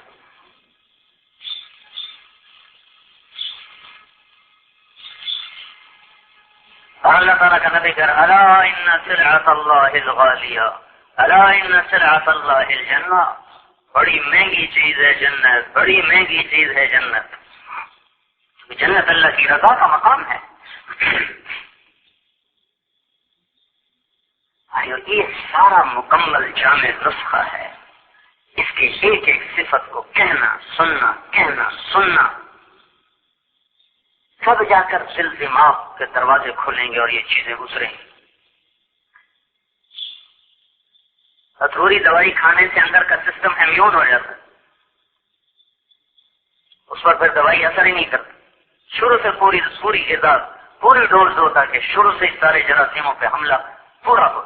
پوچھ لو ڈاکٹروں سے، تھوڑی دوائی تھوڑی ڈوز دیں تو اور خطرناک کام ہوتا، یہ جراثیم مضبوط ہو جاتا. تو تب صرف 2 نمبر اب بیان ہو رہے ہیں ہمارے مجمع میں، ایک پہلا نمبر ایک چھوٹا نمبر، 4 نمبر بیچ میں سے گول ہو گئے. ہمیں ضرورت ہے ایک ایک چیز کو بیان کر رہے ہیں. میری ضرورت ہے ان صفات کو لے کے پھرنا، یہ دعوت کی نقل و حرکت. خالی پھرنا تو دعوت کی نقل و حرکت. ان صفات کو لے کے پھرنا، اس کی صدا لگانا، اس کی آواز لگانا، پھر یہ ساری دنیا کو طے کرنا اور مشرق و مغرب کے چکر لگانا، ان ساری چیزوں کو لے کے پھرنا، یہ ہے دعوت اللہ. ایمان کے ساتھ، اخلاق کے ساتھ، نمازوں کے ساتھ، علم کے ساتھ، ذکر کے ساتھ، اخلاص کے ساتھ، دین کے مٹنے کے درد اور غم اور قرآن کے ساتھ ان چیزوں کو لے کے پھرنا، یہ ہے دعوت اللہ. یہ نقل و حرکت پھر دعوت اللہ ہے جب یہ صفات چل رہے ہوں، زندہ ہو رہی ہوں، اور میں منتقل ہو رہی ہوں. اس لیے بھائیو ایک تو ہم توبہ کریں، جو آج تو گزر گئی اللہ اسے معاف کر دے، اور جو آئندہ ہے اس میں وہ کروا لے جو تو چاہتا ہے، جس سے تو راضی ہو. جو کرے گا اللہ اسے چمکائے گا، جو نہیں کرے گا اپنا وبال خود بھگتے گا. اس لیے تو بھائی یہ سارا مجمع توبہ کرے. یہ مطالبہ تو میں ہر بیان میں کرتا ہوں بھائی توبہ کرو. پتہ نہیں چونکہ بغیر توبہ کے رہنا نہیں چاہیے. کب موت آ جائے پتہ نہیں کب موت آ جائے تو توبہ تو کی ہوئی ہو.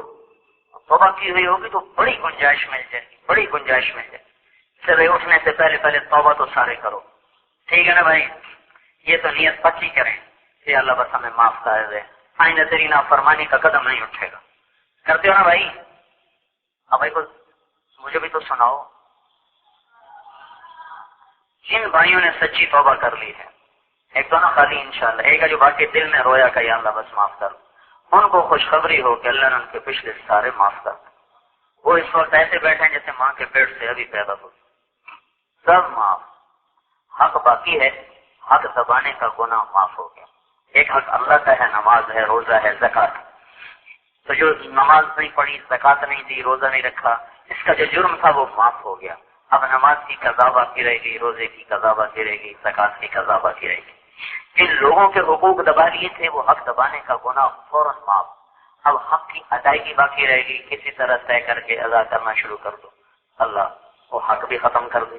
اور اگر توبہ کے بعد ادا کرنے کی کوشش کے باوجود بھی ادا نہ کر سکا, پھر اللہ کے خزانوں سے امید ہے, اللہ کے فضل سے امید ہے کہ اللہ اپنے